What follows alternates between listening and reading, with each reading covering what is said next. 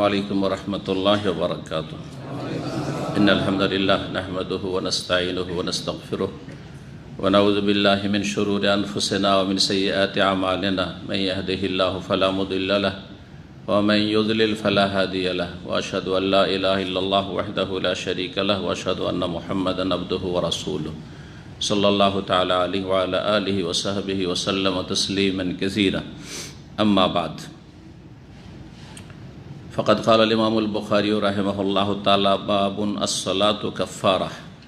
क़ाल हद्दसना मुसद्ददुन क़ाल हद्दसना यहया अनिल आमश क़ाल हद्दसनी शक़ीक़ुन क़ाल समिअतु हुज़ैफ़ता रज़ियल्लाहु तआला अन्हु क़ाल कुन्ना जुलूसन इंद उमर बिन ख़त्ताब रज़ियल्लाहु अन्हु फ़क़ाल अय्युकुम यहफ़ज़ु क़ौल रसूलिल्लाहि सल्लल्लाहु अलैहि वसल्लम फ़िल फ़ितनह क़ुल्तु अना कमा क़ालहु क़ाल इन्नका अलैहि अव अलैहा लजरी क़ुल्तु फ़ितनतुर रजुलि फ़ी अहलिही व मालिही व वलदिही व जारिही युकफ़्फ़िरुहा अस्सलातु वस्सौमु वस्सदक़तु वल अम्रु वन्नहयु। क़ाल लैसा हाज़ा उरीद वलाकिन्नल फ़ितना अल्लती तमूजु कमा यमूजुल बहर। क़ाल लैसा अलैका मिन्हा बाअसुन या अमीरल मुअमिनीन इन्न बैनका व बैनहा बाबन मुग़लक़ा। क़ाल अयुक्सरु अम युफ़्तह। क़ाल युक्सर। क़ाल इज़ा ला युग़लक़ु अबदन। क़ुलना अकान उमरु यअलमुल बाब। क़ाल नाम कमा अन्ना दूनल गदि अल्लैला। इन्नी हद्दस्तुहु बिहदीसिन लैसा बिलगालित फ़हिब्ना अन नस्अल हुज़ैफ़ता फ़अमरना मसरूक़न फ़सअलहु फ़क़ाल अल बाबु उमर रज़ियल्लाहु ताआला अन्हु व अर्ज़ाह। सम्मानित दीनी भातृमंडলী, আল্লাহ রাব্বুল আলামিনের প্রশংসা এবং প্রিয় নবী সাল্লাল্লাহু আলাইহি ওয়াসাল্লামের উপর সালাতু সালামের পর জুমাবার 13ই সফর 1444 হিজরি মোতাবেক 9 সেপ্টেম্বর 2022 আমাদের ধারাবাহিক আলোচনা সহিহুল বুখারীর পর্ব হচ্ছে সালাতের ওয়াক্ত বা সময়, পর্ব নম্বর 2। ইমাম বুখারী রাহিমাহুল্লাহর এই পর্বের অধ্যায় নম্বর 4 হাদিস নম্বর 525 থেকে শুরু হবে। বলছেন ইমাম বুখারী রাহমাতুল্লাহি আলাইহি, বাবুন মানে হাজা বাবুন, এটি হচ্ছে এমন একটি অধ্যায় যাতে রয়েছে কি বিষয়? বলছে as-সালাতু কাফারা। সালাত হচ্ছে গুনাহ মোচনকারী। নামাজ মানুষের পাপ রাশিকে মোচন করে, জি, হালকা করে, ঝরিয়ে ফেলে দেয়। কিন্তু মোচন করা কথাটি কাফারা, এটার একটা অর্থ বুঝতে হবে। আর সাইয়্যা আর যুনুব, এই দুটো শব্দের অর্থ বুঝতে হবে। যুনুব মানে কি? ফাগফিরলি ফাইন্নাহু লা ইয়াগফিরু যুনুবা ইল্লা আনত। হ্যাঁ, এক বচন জাম, আল্লাহুম্মা গফিরলি যামবি কুল্লাহু। জামবুন বা যুনুবুন মানে হচ্ছে গুনাহ। আর সাইয়্যা মানে সাইয়্যা মানে গুনাহ, খারাপ আর পাপ। সাইয়্যা মানে গুনাহ, কিন্তু সাইয়্যা মানে আমেলা সাইয়্যাতান, মানে আমেলা সাইয়্যাতান, যে মন্দ কাজ করবে, পাপ কাজ করবে, তো সাইয়্যা মানেও পাপ হয়, গুনাহ হয়।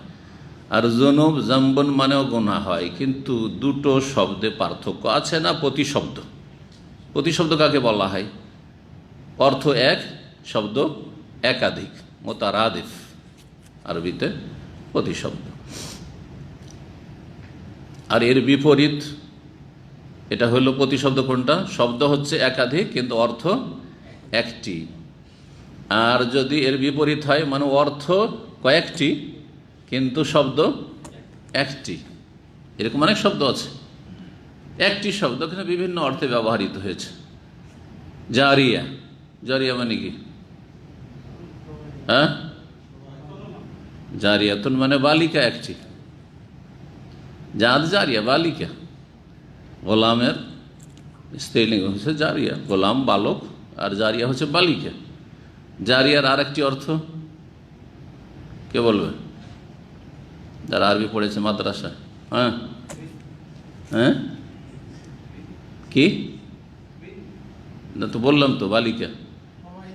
হ্যাঁ, কি প্রবাহিত, হ্যাঁ হ্যাঁ, জারিয়া নাহরুন জারি বা নাহারুন জারিয়া, তাজরি মিন তাহতিহাল আনহার থেকে জারিয়া মানে বহমান,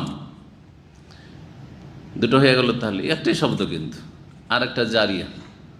ইন্না লাম্মা তাকাল মা হামালনাকুম ফিল জারিয়া, আল্লাহ বলছেন যখন পানি নূহ আলাইহিস সালামের জামানায় খুব বেশি বেড়ে গেল, সারা দুনিয়া ডুবে যাচ্ছে, তখন হামালনাকুম ফিল জারিয়া, তোমাদেরকে উঠিয়ে নিলাম। কিসে? ফিল জারিয়া। কিসে? বহমান নাকি বালিকা? কোনোটাই ফিট হয় না এখানে। মানে হচ্ছে সাফিনা, জলজাহাজ, নৌযান, পানি জাহাজে উঠিয়ে নিলাম। জারিয়াতুন মানে সাফিনা, পানি জাহাজ। একে বলা হয় কি? মুশতারাক। মুশতারাক বলা হয় একটি শব্দ, কিন্তু ইস্তাগফিল মানা বিভিন্ন একাধিক মানা। তো মুশতারাক আর মুতারাদিফ হচ্ছে বিপরীত শব্দ। জি, আরবি ভাষা সম্পর্কে কিছু বললাম। কি বলতে গিয়ে বললাম? হ্যাঁ, জনুব আর সাইয়া। জনুব সাধারণত বলা হয় বা জম কাবিরা গুনাহকে, আর সাইয়া বলা হয় সাগিরা গুনাহকে। জি, আর মাগফিরা গফরান, আল্লাহ মাগফিরলি, আল্লাহ ক্ষমা করে দাও। মাগফিরা বা গফরান বলা হয় বড় গুনাহ মাফ করাকে, এই জন্য তার জন্য ইস্তিগফার করতে হয়, ক্ষমা চাইতে হয়, ইস্তিগফার ওখান থেকে। আর সাইয়া বলা হয় ছোট গুনাহকে। সুতরাং সাইয়া আর মোচন হয়, কাফারা হয়। কি কাফারা হয়? ঈমান, নেক আমল, যত বেশি নেকি করবেন তত সাগিরা গুনাহ ধুয়ে মুছে সাফ হয়ে যাবে, মোচন হয়ে যাবে, তো কাফারা। এখান থেকে বিভিন্ন ভুলভ্রান্তির জন্য কাফারা রয়েছে। কসম করেছেন, আসল হচ্ছে যে কসম করেছেন, কসমের ওপর বহাল থাকবেন, অটল থাকবেন, ভাঙবেন না।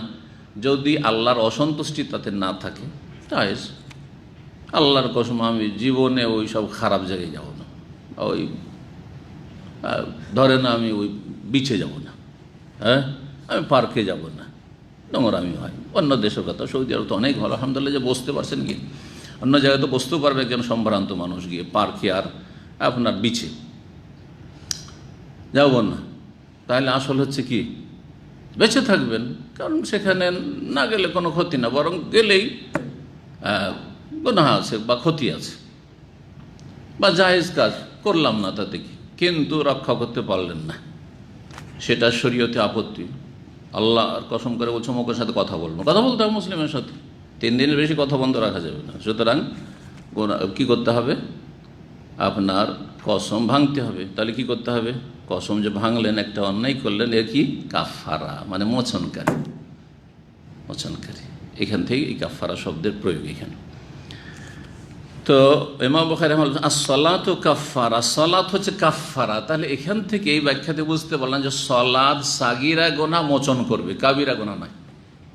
কেউ জেনা করবে, কেউ চুরি করবে, কেউ ডাকাতি করবে, কেউ সুদ খাবে, কেউ ঘুষ খাবে, সে মানুষের টাকা পয়সা বেঈমানি করবে, জুলম অত্যাচার করবে, হ্যাঁ কাবিরা গুনাহে লিপ্ত, যে কোনো কাবিরা গুনাহে লিপ্ত, আল্লাহর হকের ক্ষেত্রে ফরজ অজেব ছাড়বে, ফরজ অজেব ছাড়বে।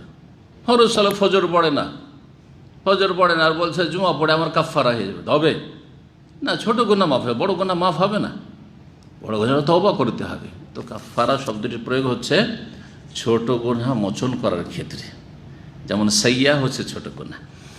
এই জন্য কোরআনে কারীমের ভাষাগুলি লক্ষ্য করলে তাফসীর গভীরভাবে চিন্তা। এই জন্য কোরআনে কারীম নিয়ে আল্লাহ রাব্বুল আলামিন গবেষণা করতে বলেছেন। আফালা ইয়াতাদাব্বারুনা আল কোরআন, তার কোরআন নিয়ে গভীরভাবে চিন্তা করেন না। গবেষণা মানে সায়েন্টিফিক গবেষণা নয় যে আপনি কিছু আবিষ্কার করেন কোরআন পড়ে, এই উদ্দেশ্যে কোরআন নাযিল। যদিও কোরআনে সায়েন্সের কথা আছে, কিন্তু সায়েন্স উল্টো পাল্টা বললো, কোরআন আপনার বাজিক উল্টো হয়ে যাচ্ছে, আপনি বলেন তাহলে কোরআন ভুল, সায়েন্সের কথা না, মানুষের কথা ভুল হইতে পারে। অথবা কোরআন এসব কথা নিশ্চিতভাবে প্রমাণ করার জন্য আসেন, হয়তো আল্লাহর এই উদ্দেশ্য করেন, আপনি ভুল বুঝছেন, ভুল ব্যাখ্যা করছেন। আজকে যেটা কোরআনের পক্ষে, কালকে বিপক্ষে চলে যেতে পারে, আরে কোরআন তাহলে অসত্য হয়ে গেল না।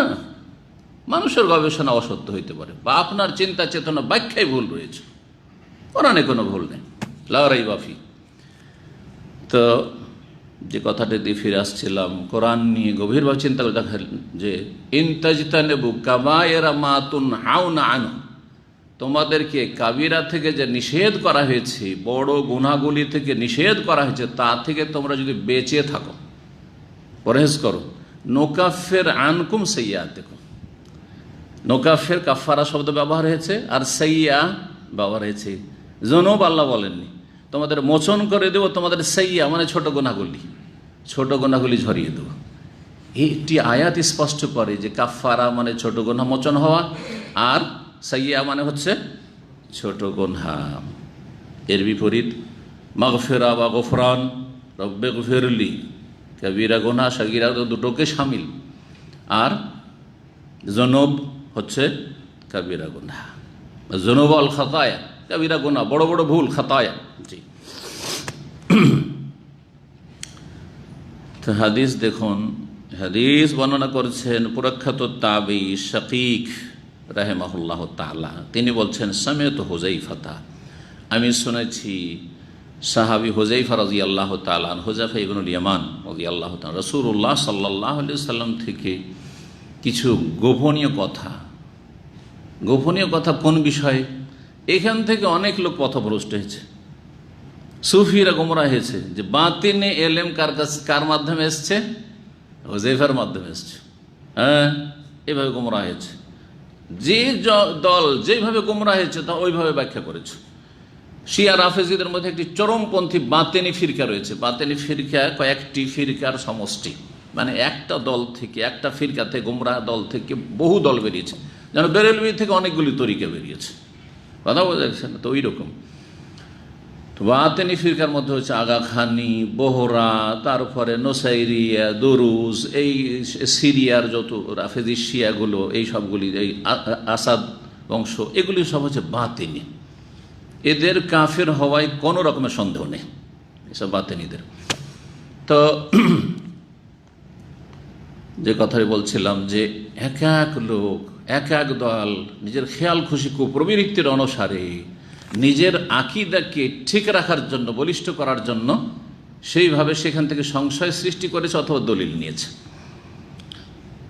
তো হুযায়ফা রাদিয়াল্লাহু তাআলা আনহু সাহেব ও সিরে রাসূলুল্লাহ সাল্লাল্লাহু আলাইহি ওয়াসাল্লাম থেকে অনেক গোপন কথা জানতেন। গোপন কথা কি ছিল? যে যেমন সে তেমন, মানে নিজের খুশি ইচ্ছা মতো ব্যাখ্যা করেছে না। আসলে বিষয়টা হচ্ছে বিশেষ ক্ষেত্রে সেটা হচ্ছে ভবিষ্যৎবাণী, আর বিশেষ করে যেসব জুলম অত্যাচারগুলি, জালেম শাসকগুলি হবে, যারা জুলম অত্যাচার করবে, এই খেলাফতের রাশেদা শেষ হওয়ার পরে, তারপরে মুআবিয়া রাদিয়াল্লাহু তাআলা আনহু, তিনি যদিও প্রথম বাদশাহ কিন্তু সবচাইতে ভালো বাদশাহ, তার যুগের পরে, তার যে 20 বছরের যুগ, তারপরে জুলম অত্যাচার যে ইয়াজিদের যুগ থেকে শুরু হলো, এইসব ভবিষ্যৎবাণী। আর তারপরে হাজ্জাজ বিন ইউসুফের মতো জালেম, এরকম বহু জালেম যে যুগে যুগে এসেছে। এদিকে মানে শাসকদের সম্পর্কে, কারণ শাসকদের সম্পর্কে, জালেম শাসকদের সম্পর্কে খোলাখুলি বলা এটা এত সহজ কথা নয় সবার জন্য, তা বোঝা গেছে। তো নবী সাল্লাল্লাহু আলাইহি ওয়াসাল্লাম ভবিষ্যৎবাণী করে এসেছেন যে এইরকম ফিতনাগুলি হবে, যারা তোমাদের মধ্যে দীর্ঘায়িত হবে। অনেক সাহাবী বেঁচে থাকবেন আর দেখবে এই জুলম অত্যাচারগুলি দেখবে, আর অবিচারগুলি দেখবে। ইসলামের অনেক বিধিবিধানকে এরা নষ্ট করে ফেলবে, যেমন সালাতে বিলম্ব করে দেওয়া ইত্যাদি, যেমন আসছে আগে সেই আলোচনাগুলি, যে বাসরার গভর্নর যে হাজ্জাজ বিন ইউসুফ জালেম, কুখ্যাত জালেম, এ উম্মতের হাতে গোনা কয়েকজন জালেমের কুখ্যাত জালেম হচ্ছে হাজ্জাজ বিন ইউসুফ জালেম, যার সম্পর্কে নবী সাল্লাল্লাহু আলাইহি ওয়াসাল্লাম ভবিষ্যৎবাণী ছিল। এই ব্যক্তি মানুষকে এমনিতে রণক্ষেত্রে, লড়াইয়ে যেখানে সেখানে কত মেরেছে তার তো কোনো সংখ্যারই কোনো হদিস নেই। ধরে বেঁধে মানুষকে ধরে নিয়ে এসে 1,20,000 মতো মেরে, তার বেশি মেরেছে, খুন করেছে। এত বড় খুনি আলাইহিমিন আল্লাহ মা ইস্তাহিক। তো আফযা ইলা মা কাদ্দাম, যা করেছে পেয়ে গেছে। তো এইসব ভবিষ্যৎবাণীগুলি ছিল। আসলে হুযায়ফা রাদিয়াল্লাহু তাআলা বেশিরভাগ কথাগুলি ফিতনার কথা আসছে। যে ফিতনার কথা আসছে বলেনি, তারপর হাদিসটা তর্জমা করি। ফিতনা শব্দটি অত্যন্ত ব্যাপক অর্থপূর্ণ কোরআন হাদিসের ভাষায়। শিরক কুফরি থেকে শুরু করে সবচেয়ে বড় ফিতনা হচ্ছে শিরক আর কুফর, আল্লাহ দ্রোহিতা। হয় আল্লাহকে অস্বীকার করে, না আল্লাহর সাথে শরীক স্থাপন করে, বড় বড় শিরকি কুফরি আকীদা রয়েছে। এটা সবচেয়ে বড় ফিতনা, যেটা ঈমানের ফিতনা, ইসলামের ফিতনা। যেই ফিতনা মানুষকে চিরস্থায়ী জাহান্নামী করে, এর চাইতে বড় ফিতনা আর কি হয়? টাকা পয়সার ফিতনা, নারী ফিতনা। কেউ যদি টাকা পয়সার ফিতনায় পড়ে যায়, নারী ফিতনায় পড়ে যায়, হারাম খায়, হারাম জীবনযাপন, কিন্তু তার তৌহিদ ঠিক আছে, আল্লাহর ইবাদত বন্দেগী ঠিক আছে, তো একদিন না একদিন জান্নাত পাবে শাস্তি পেয়ে। কিন্তু কাফের মুশরিক তো পাবে না, মুরতাদ তো পাবে না, যে ইসলামকে নষ্ট করে দিল জন্মসূত্রে ইসলাম পেয়ে। সবচেয়ে তো বড় ফিতনা। এই জন্য ওয়াকাতিলু হাত্তা লা তাকুনা ফিতনা আই শিরকুন ওয়া কুফর। তাহলে এখানে ফিতনার অর্থ অতদিন পর্যন্ত সংগ্রাম চলবে, লড়াই চলবে, যতদিন পর্যন্ত হক বাতিল, যতদিন পর্যন্ত আল্লাহর জমিনে শিরক কুফর থাকবে। শিরক কুফর নেই, লড়াই নেই। কারণ মুসলিমের সাথে লড়াই হারাম। গাউদা সিবাবুল মুসলিম ফুসুক ওয়া কিতালু কুফর। মুসলিমের সাথে লড়াই, কারণ মারামারি করাই হচ্ছে আল্লাহর নিয়ামতের কুফরি করা। আর সেটাকে যদি ইস্তেহলাল করে, কি হালাল মনে করে যে মুসলিমকে মারা জায়েজ, তোকে মারলে কিছু হবে না, জায়েজ তোকে মারা, তাহলে সে কাফের হয়ে যাবে। কারণ সে হারামকে হালাল মনে করল, হারাম রক্তকে হালাল মনে করলো। সুতরাং সেই ব্যক্তি ইসলামের বিধানকে অমান্য করার কারণে সে কাফের হয়ে গেল। তো যাই হোক, অথবা নিয়ামতের কুফরি করলো। আল্লাহর বড় নিয়ামত হচ্ছে ইসলামী ভ্রাতৃত্ব, মুসলিম ভাই ভাই, আর এই ভ্রাতৃত্বকে নষ্ট করলো খুন করে, মুসলিমকে মেরে, অপরাধীরা, সমাজ বিরোধীরা। তো এরা আল্লাহর নিয়ামতের সাথে কুফরি করে থাকে, এটাকে ছোট কুফরি বলা হয়েছে। এই জন্য কেতালু কুফর মানে কেউ খুন করলে কাফের হয়ে যায় না, কিন্তু তার দুটো অবস্থায়, কোনো অবস্থায় বড় কাফের হয়ে যাবে, কোনো অবস্থায় ছোট কাফের থাকে, কুফরুন দুনা কুফরিন। যেমন ইবনে আব্বাস রাদিয়াল্লাহু তাআলা আনহু এই ক্ষেত্রেই তাফসীর করেছেন, এবং আহলে সুন্নাত ওয়াল জামাত সবাই এই ক্ষেত্রে একমত যে কুফরি দুই ভাগে বিভক্ত। ফিতনা, ফিতনা বলতে এই হাদিসগুলো, যে হাদিস আসছে সেই হাদিস, ফিতনা মানে মুসলিম উম্মার মধ্যে কলহ, বিবাদ, শাসক জুলম অত্যাচার চালাচ্ছে আর শাসকের বিরুদ্ধে জনগণ বিদ্রোহ করছে, অথবা শাসক জুলম অত্যাচার না করলেও ভালো শাসকের বিরুদ্ধে নাশকতামূলক কাজ করছে। খারাপ শাসক হইল, জালেম হইল, নাশকতামূলক কাজ করা ইসলামে হারাম, জায়েজ নয়। কারণ এর পরিণতি কখনো ভালো হয়নি। 1400 বছর ইতিহাস যদি ভালো করে তন্ন তন্ন করে দেখেন, এমন কোন বিদ্রোহ, যে কোনো বিদ্রোহ তুলে ধরেন, ইমাম ইবনে তাইমিয়া রাহিমাহুল্লাহ, অন্যান্য আরো গবেষক আইম্মা কেরামগণ বলেছেন যে এই ইতিহাস ইসলামের তুলে দেখেন, আল্লাহর ওলিরাও যদি কেউ খরুজ করে থাকে শাসকের বিরুদ্ধে, জালেম শাসক, তারা জালেম ছিল, জালেম শাসকের বিরুদ্ধে, তার পরিণামটা ভালো হয়নি, খারাপই হয়েছে। পরিণাম ভালো হয়নি, কি হয়েছে? খারাপ হয়েছে। ইতিহাস একটু চিন্তা করে দেখলেই আপনি বুঝতে পারবেন। হুসাইন রাদিয়াল্লাহু তাআলা আনহু যখন বেরিয়ে যাচ্ছিলেন জালেমের বিরুদ্ধে, তখন আব্দুল্লাহ বিন আব্বাস রাদিয়াল্লাহু তাআলা আনহু রিকোয়েস্ট করছেন, বারবার নিষেধ করছেন। আব্দুল্লাহ বিন ওমর নসিহত করছেন, যাবেন না, যাবেন না, যাবেন না, আপনাকে বলছি, খবরদার যাবেন না, পরিণাম ভালো হবে না হয়তো।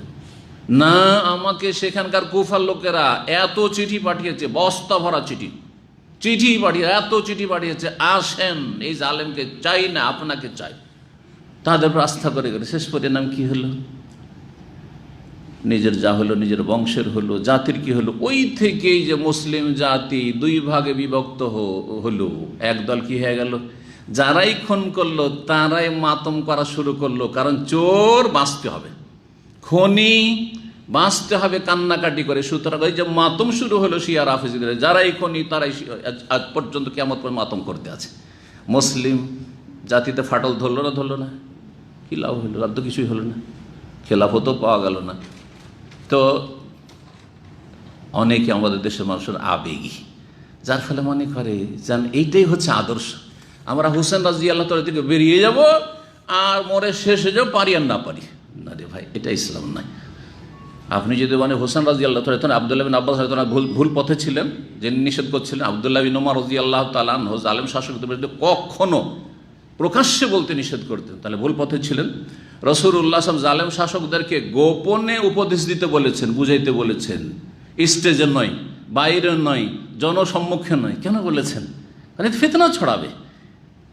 কারণ যখনই বাইরে বলবেন তখন খুঁজবে যে এরা কারা, যারা আমাদের বিরুদ্ধে এই নাশকতামূলক কাজ করছে, অথবা আমাদের বিরুদ্ধে তারা মানুষকে কি করছে, প্ররোচিত করছে, খেপিয়ে দিচ্ছে, ধরো এইগুলোকে। যত ভারী, আমি তো সমাজে ভালো মানুষ নেই, আর কিছু ভালো মানুষকে একজন খারাপ, ওই যে চরমপন্থী খারিজি জঙ্গি মনোভাব অথবা যে নাশকতামূলক কাজ করে, তার জন্য হাজার হাজার নিরীহ ভালো মানুষগুলো সব কি হয়ে যাবে, ক্ষতিগ্রস্ত হবে, আর দেশে অশান্তি বিরাজ করবে, দেশের শান্তি নষ্ট হয়ে যাবে। বাস্তব সত্য কথা। সুতরাং আমাদের পাপের কারণে জালেম শাসকরা এসেছে, সবর করতে হবে। নবী সাল্লাল্লাহু আলাইহি ওয়াসাল্লাম বলেছেন যে জালেম শাসকরা যখন আসবে তখন তোমরা বেরিয়ে পড়ো বলেছেন না ফাসবেরু বলেছেন? চিন্তা করিনি কিন্তু আমরা ঠান্ডা মেজাজে চিন্তা করতে হবে। নবী সাল্লাল্লাহু আলাইহি ওয়াসাল্লাম সবগুলি হাদিস দেখবেন। যখন দেখবে জালেম শাসকরা অবিচার করছে, তোমাদেরকে ন্যায্য হক দিচ্ছে না, যে চাকরি পাবে তাদের চাকরি দিচ্ছে না, যারা অযোগ্য তাদেরকে দিচ্ছে, তারা লুটে পুটে খাচ্ছে, আর মানুষ দেশের খেতে পায় না, ফাসবেরু হাত্তা তালকাউনি আলাল হাউজ, সবুর করিও, ধৈর্য ধারণ করিও। কতদিন আর ধৈর্য ধরব? ধৈর্যের বাঁধ ভেঙে গেছে।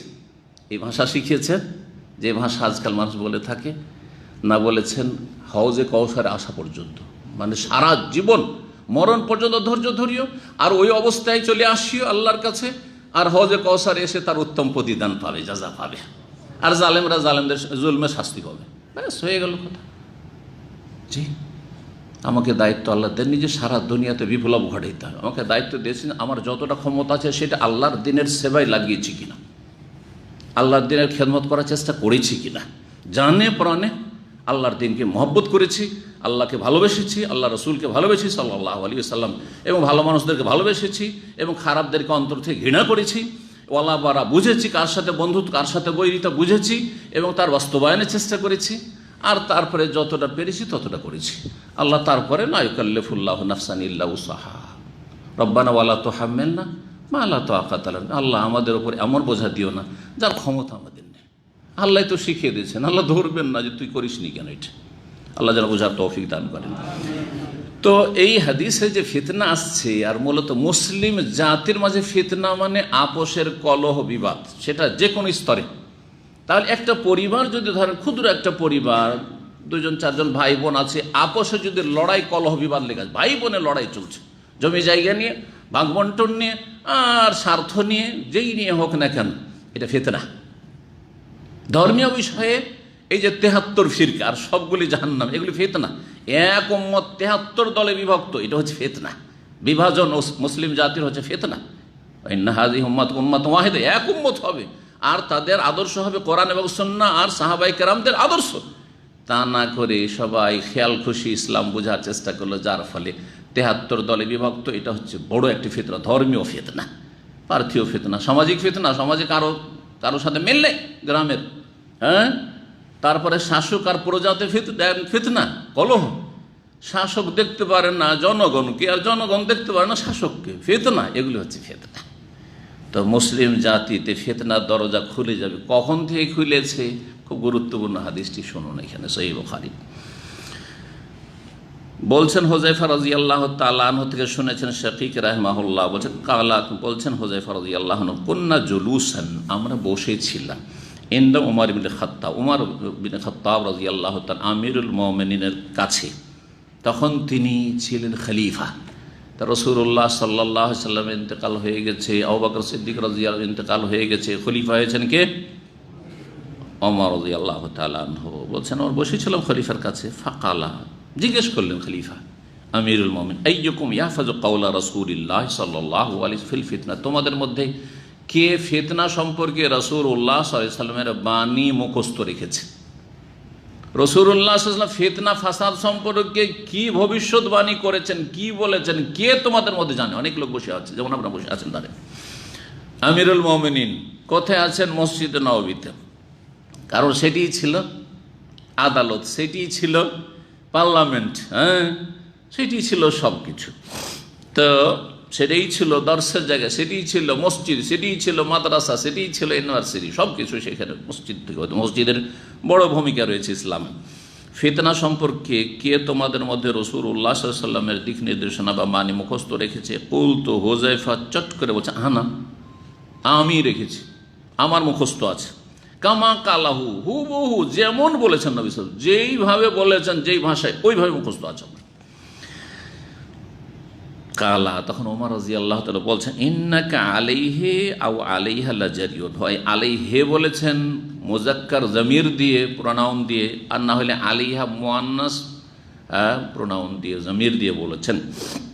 বলেছেন যে হুযায়ফা, তুমি তো এই ফিতনা সম্পর্কে বলতে গিয়ে অত্যন্ত সাহসী, অত্যন্ত সাহসী, মানে তোমার এইসব বিষয়গুলি বলতে গিয়ে তোমার কোনো দ্বিধা নেই। কেউ বলতে সাহস করে না, তুমি চট করে বলে ফেলো, যে কোনো সময় তুমি আগে বেড়ে কথা বলো। তো জানা আছে সেই জন্যই তো বলছেন না, যার বেশি জানা সেই না জবাব দিবে। তো তুমি খুব সাহসী এই বিষয়ে, এই ফিতনার বিষয়ে। বলতো, তখন আমি বললাম, মানে হুযায়ফা বলছেন, আমি বললাম যে ফিতনাতুর রাজুলি ফি আহলিহি ওয়া মালিহি ওয়া ওয়ালাদিহি ওয়া জারিহি ইউকাফিরুহা সলাতু ওয়াস সাওমু ওয়াস সাদাকাতু ওয়াল আমরু ওয়ান নাহী। ফিতনা যেহেতু অত্যন্ত ব্যাপক, কিছু ফিতনা আছে ব্যক্তি জীবনের ফিতনা, ব্যক্তি জীবন থেকে শুরু করে জীবনের প্রতিটি ক্ষেত্রে ফিতনা।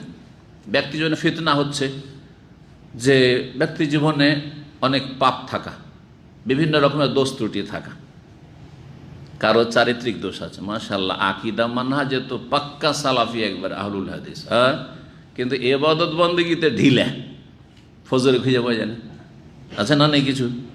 এগুলো হচ্ছে ব্যক্তি জীবনের ফিতনা, আপনার জীবনে বৈপরীত্য।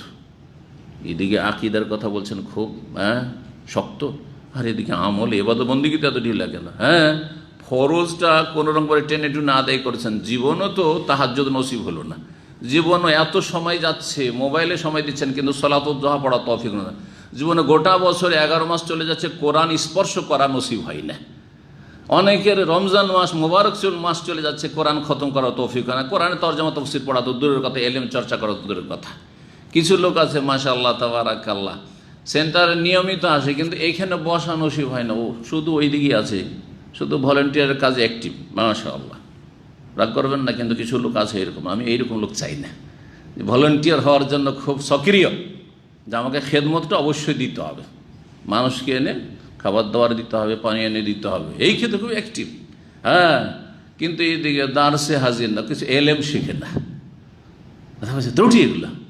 কিছু লোক আছে মাশাআল্লাহ, সকালবেলা এসে কোরআনটা শিখা অত্যন্ত গুরুত্বপূর্ণ, কোরআনে অক্ষর শিখা তার কাছে খুব গুরুত্বপূর্ণ, কটা সূরা মুখস্থ করা অত্যন্ত অবশ্য গুরুত্বপূর্ণ, কিন্তু ওর চাইতে গুরুত্বপূর্ণ হচ্ছে কোরআন বোঝা এবং সেই অনুযায়ী জীবন গড়া। তাহলে তার জন্য অন্য অন্য যে আলোচনাগুলি হয়, দর্শাসগুলিতে হাজির হইতে হবে, হাজির হইতে হবে। তো এগুলো হচ্ছে মানুষের ব্যক্তি জীবনে ফিতনা, ত্রুটি, ব্যক্তি জীবনে ফিতনা। অনেকের আকীদাও ঠিক আছে, ইবাদতও ঠিক আছে, কিন্তু আখলাক, চরিত্র, মানুষের সাথে আচার আচরণ খারাপ, যে তার সাথে চলে সে অসন্তুষ্ট, ব্যবহার ভালো না মানুষের সাথে, অহংকার ভিতরে কাজ করে, অথবা বিভিন্ন রকমের যেসব মানে শক্ত আচরণ সেগুলি রয়েছে না, এগুলো হচ্ছে ফিতনা, মানব জীবনের ফিতনা, ব্যক্তি জীবনের ফিতনা। ব্যক্তি জীবনের ফিতনা হচ্ছে গোপন পাপ। আর আজকাল যে গোপন পাপের দরজা কত প্রশস্ত হয়ে গেছে, আল্লাহ হেফাজত করে, কারণ স্মার্টফোন সবার পকেটে পকেটে, আর সমস্ত ফ্যাসিলিটি মৌজুদ, ইন্টারনেট ফ্যাসিলিটি আনলিমিটেড, কথা বোঝা গেছে, আর সবগুলি তাতে অ্যাপস মৌজুদ পাপ করার, সুতরাং সেখানে আর সামলিয়ে থাকা যায় না। ফেসবুকে দিনের খেদমতের নামে নোংরা ছায়াছবি দেখছেন, নোংরা সাইটগুলো ভিজিট করছেন, আপনি বিভিন্ন পাপে জড়িয়ে যাচ্ছেন, সারা রাত ধরে আপনি জেগে আছেন, রাত 2-3 বেজে যাচ্ছে, সেই করতে করতে কখন যে ঘুম আসলো, অমুসলিমদের মতো ঘুম। পাপের অবস্থায়, পাপ দেখতে দেখতে, পাপ শুনতে শুনতে, এগুলো হচ্ছে মানুষ হয়তো জানে না, কারণ এর জন্য আপনি নিজের কক্ষের রুমে আপনি শুয়ে আছেন, এগুলো গোপন পাপ। জি, এই গোপন পাপের ফিতনা, অনেকে এইসব ফিতনায় লিপ্ত। এই যে মানব জীবনে, ব্যক্তি জীবনে ফিতনা রয়েছে, প্রথম যখন উমর রাদিয়াল্লাহু তাআলা ফিতনা সম্পর্কে জিজ্ঞাসা করেছেন, তখন হুযায়ফা বুঝেছেন যে হয়তো ব্যক্তি জীবনের ফিতনা সম্পর্কে জিজ্ঞেস করছেন আমিরুল মুমিনিন, তাই ব্যক্তি জীবনের ফিতনা সম্পর্কে বলছেন। তাই বলছেন যে প্রথম ফিতনা হচ্ছে ফিতনাতুর রাজুলি, কোনো এক ব্যক্তি, সে পুরুষ হোক আর নারী হোক, যদি রাজুল এখানে রয়েছে, কোনো মানুষের ফিতনা ফি আহলি, পরিবারের ক্ষেত্রে। অনেকে আছে পরিবারের সাথে ফিতনা, কলহ, স্বামী স্ত্রীতে মিল মহব্বত নেই, মনোমালিন্য, কারণ আপনি ত্রুটি করছেন আপনার স্ত্রীর হকের ক্ষেত্রে, বা আপনার স্ত্রী আপনার হকের ক্ষেত্রে ত্রুটি করছেন।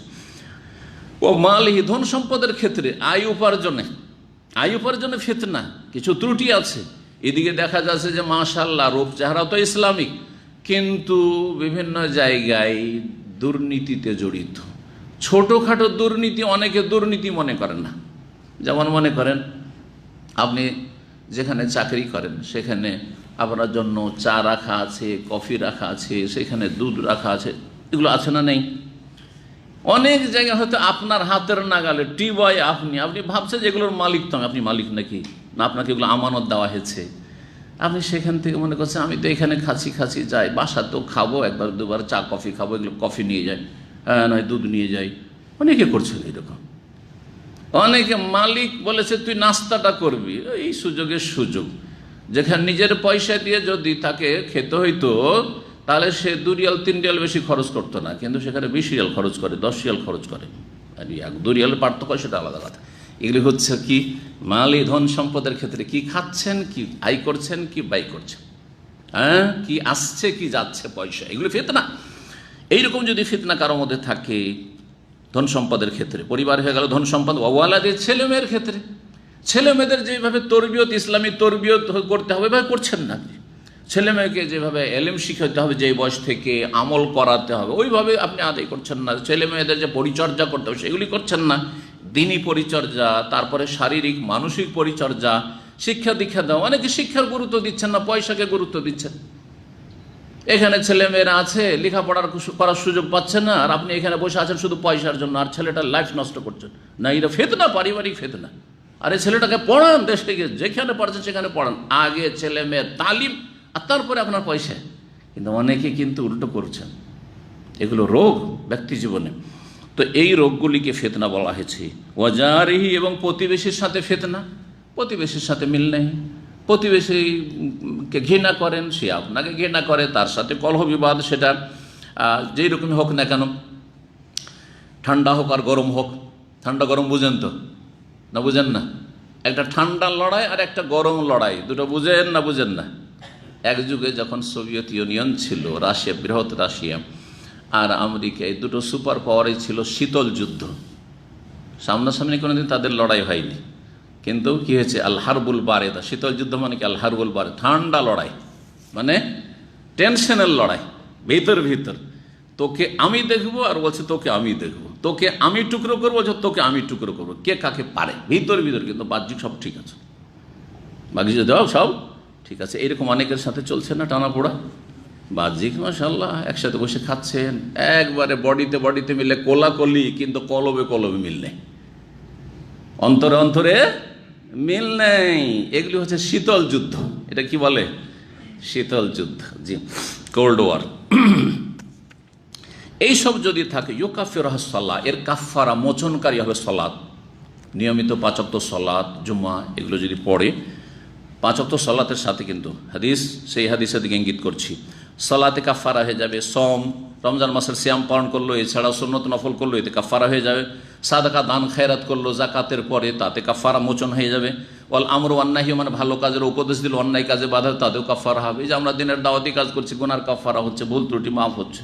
মানুষের ভুল ত্রুটি থাকতে পারে, কিন্তু মাফ হচ্ছে, কাফারা। ব্যক্তি পর্যায়ে জরুরি নয় যে আপনাকে বড় দায়ী হইতে হবে, লেকচার দিতে হবে, অথবা বড় ধরনের কাজ করতে হবে। একটা লোককে আপনি ব্যক্তি জীবন একটু ভালো করার চেষ্টা করলেন, বেনামাজি নামাজি বানিয়ে দিলেন, ফজরটা আসছে না ভাই, চলে ফজরে যায়, ফজরটাও ধরিয়ে দিলেন, সে হারাম খাচ্ছিল, হারাম খাওয়া তার ছুটে গেল আপনার ওসিলাতে। এই যে আমরে বিল মারুফ আর নাহিল মুনকার, ভালো কাজের উপদেশ এবং অন্যায় কাজে বাধা দেওয়ার যে 3টি স্তর রয়েছে, এইসব স্তরগুলি পালনের মাধ্যমে কি হয়ে যায়, মানুষের এই ধরনের ব্যক্তি জীবনে যেসব ভুল ত্রুটি থাকে, সাগিরা গুনহা, সেগুলো কি হয়ে যায়, কাফারা হয়ে যায়, মোচন হয়ে যায়। কালা, তখন আমিরুল মোমিনিন বলছেন, ওমর রাদিয়াল্লাহু তাআলা, লাইসা হাযা ওরিদা, আরে এটা আমার ইচ্ছা নয়, আমি এই ফিতনা সম্পর্কে জিজ্ঞাসা করি, মানে ব্যক্তি জীবনে যে ফিতনা, মানব জীবনে বিভিন্ন পাপের দিক রয়েছে, ত্রুটি, সেগুলো জিজ্ঞেস করছি না। ওয়ালাকিন্নাল ফিতনা আল্লাতী তামুজু কামা ইয়ামুজুল বাহার, তবে সেই ফিতনা সম্পর্কে জিজ্ঞাসা করছি যেই ফিতনা সাগরের যে পানি, হ্যাঁ, উদ্বেলিত হয়, পানির যে কি রয়েছে, যেটা মৌজ, পানির যে উত্তাল হয়ে ওঠে সাগরে, ওই রকমের ফিতনাগুলি উত্তাল হয়ে উঠবে। মানে সেই ফিতনায় দেশে, সমাজে, প্রতিটি অঞ্চলে অশান্তি বিরাজ করবে। যখন ওই ধরনের বড় কলহ বিবাদ হয়, অশান্তি, তখন গোটা দেশে কারফিউ লেগে গেছে, আর সে এমার্জেন্সি হয়ে গেছে, আর কঠিন অবস্থা, বাইরে বের হওয়া যায় না, বাইরে গেলে বেঁচে আসা মুশকিল, ফিরে আসা মুশকিল। হ্যাঁ, রাস্তাঘাট নিরাপদ না, সফরে আসবেন, আপনার ভিসা শেষ হতে যাচ্ছে, আপনি বিমানবন্দরে পৌঁছতে পারছেন না। হ্যাঁ, রাস্তায় গাড়ি ফাড়ি সব বন্ধ, হ্যাঁ, গাড়ির চাকা ঘুরতে দেওয়া হবে না, রিক্সা চলতে দেওয়া হবে না, ইত্যাদি ইত্যাদি।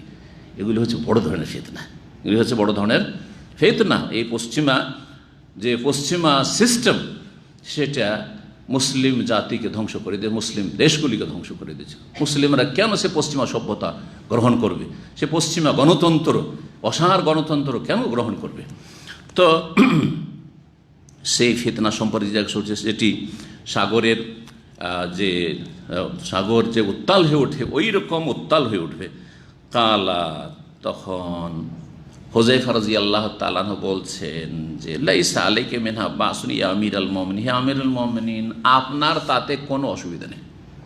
যেই ফিতনা সাগরের মতো উত্তাল হয়ে উঠবে, সেই ফিতনা বলে আপনার কোনো আশঙ্কা নেই, আপনার কোনো চিন্তা নেই। মানে আপনার জামানায় সেই ফিতনা মাথা চাড়া দিতে পারবে না, লুকিয়ে থাকবে। সেই ফিতনার সাহস নেই যে উঠবে, সেই ফিতনা কেউ সৃষ্টি করতে পারবে না। ইন্না বাইনাকা ওয়া বাইনাহা বাবান মুগলাকা, কারণ আপনার মাঝে আর সেই বড় ফিতনার মাঝে একটি রুদ্ধ দ্বার রয়েছে, বন্ধ দরজা রয়েছে। দরজা লক করা আছে। দরজা যখন বন্ধ, আপনার চিন্তা নেই, আপনি যখন দুনিয়া থেকে যাবেন তখন দরজা খুলবে বা দরজা ভাঙবে। দরজা যখন বন্ধ আছে, বন্ধ দরজার দুটো অবস্থা, বন্ধ দরজা খোলার দুটো অবস্থা। যদি চাবি থাকে তাহলে কি করবেন? খুলবেন, বন্ধ আছে যেহেতু। আর যদি চাবি না থাকে তাহলে কি করতে হবে? চাবি হারিয়ে গেছে, কি করতে হবে? ভাঙতে হবে, দরজা ভাঙতে হবে। তাহলে যখন দরজা বন্ধ আছে, ওমর রাদিয়াল্লাহু প্রশ্ন উঠছে যে আচ্ছা, বন্ধ দরজা, আমার কোনো অসুবিধা নেই, সেই ফিতনায়, মানে আমার জামানে সেই ফিতনার সূত্রপাত হবে না, তো সেই দরজা যেহেতু বন্ধ, ভাঙা হবে না খোলা হবে? প্রশ্ন করছেন হুযায়ফা রাদিয়াল্লাহু। হুযায়ফা রাদিয়াল্লাহু যেহেতু এই সব ভবিষ্যৎবাণীগুলি জানছেন যে ফিতনা শুরু হবে কিভাবে, কোত্থেকে শুরু হবে, ইশারা ইঙ্গিতে নবী সাল্লাল্লাহু আলাইহি ওয়াসাল্লাম বলেছেন। তো বলছেন যে আয়ুকসারু আম ইউফতা, সেই দরজাটি ভেঙে দেওয়া হবে নাকি খোলা হবে?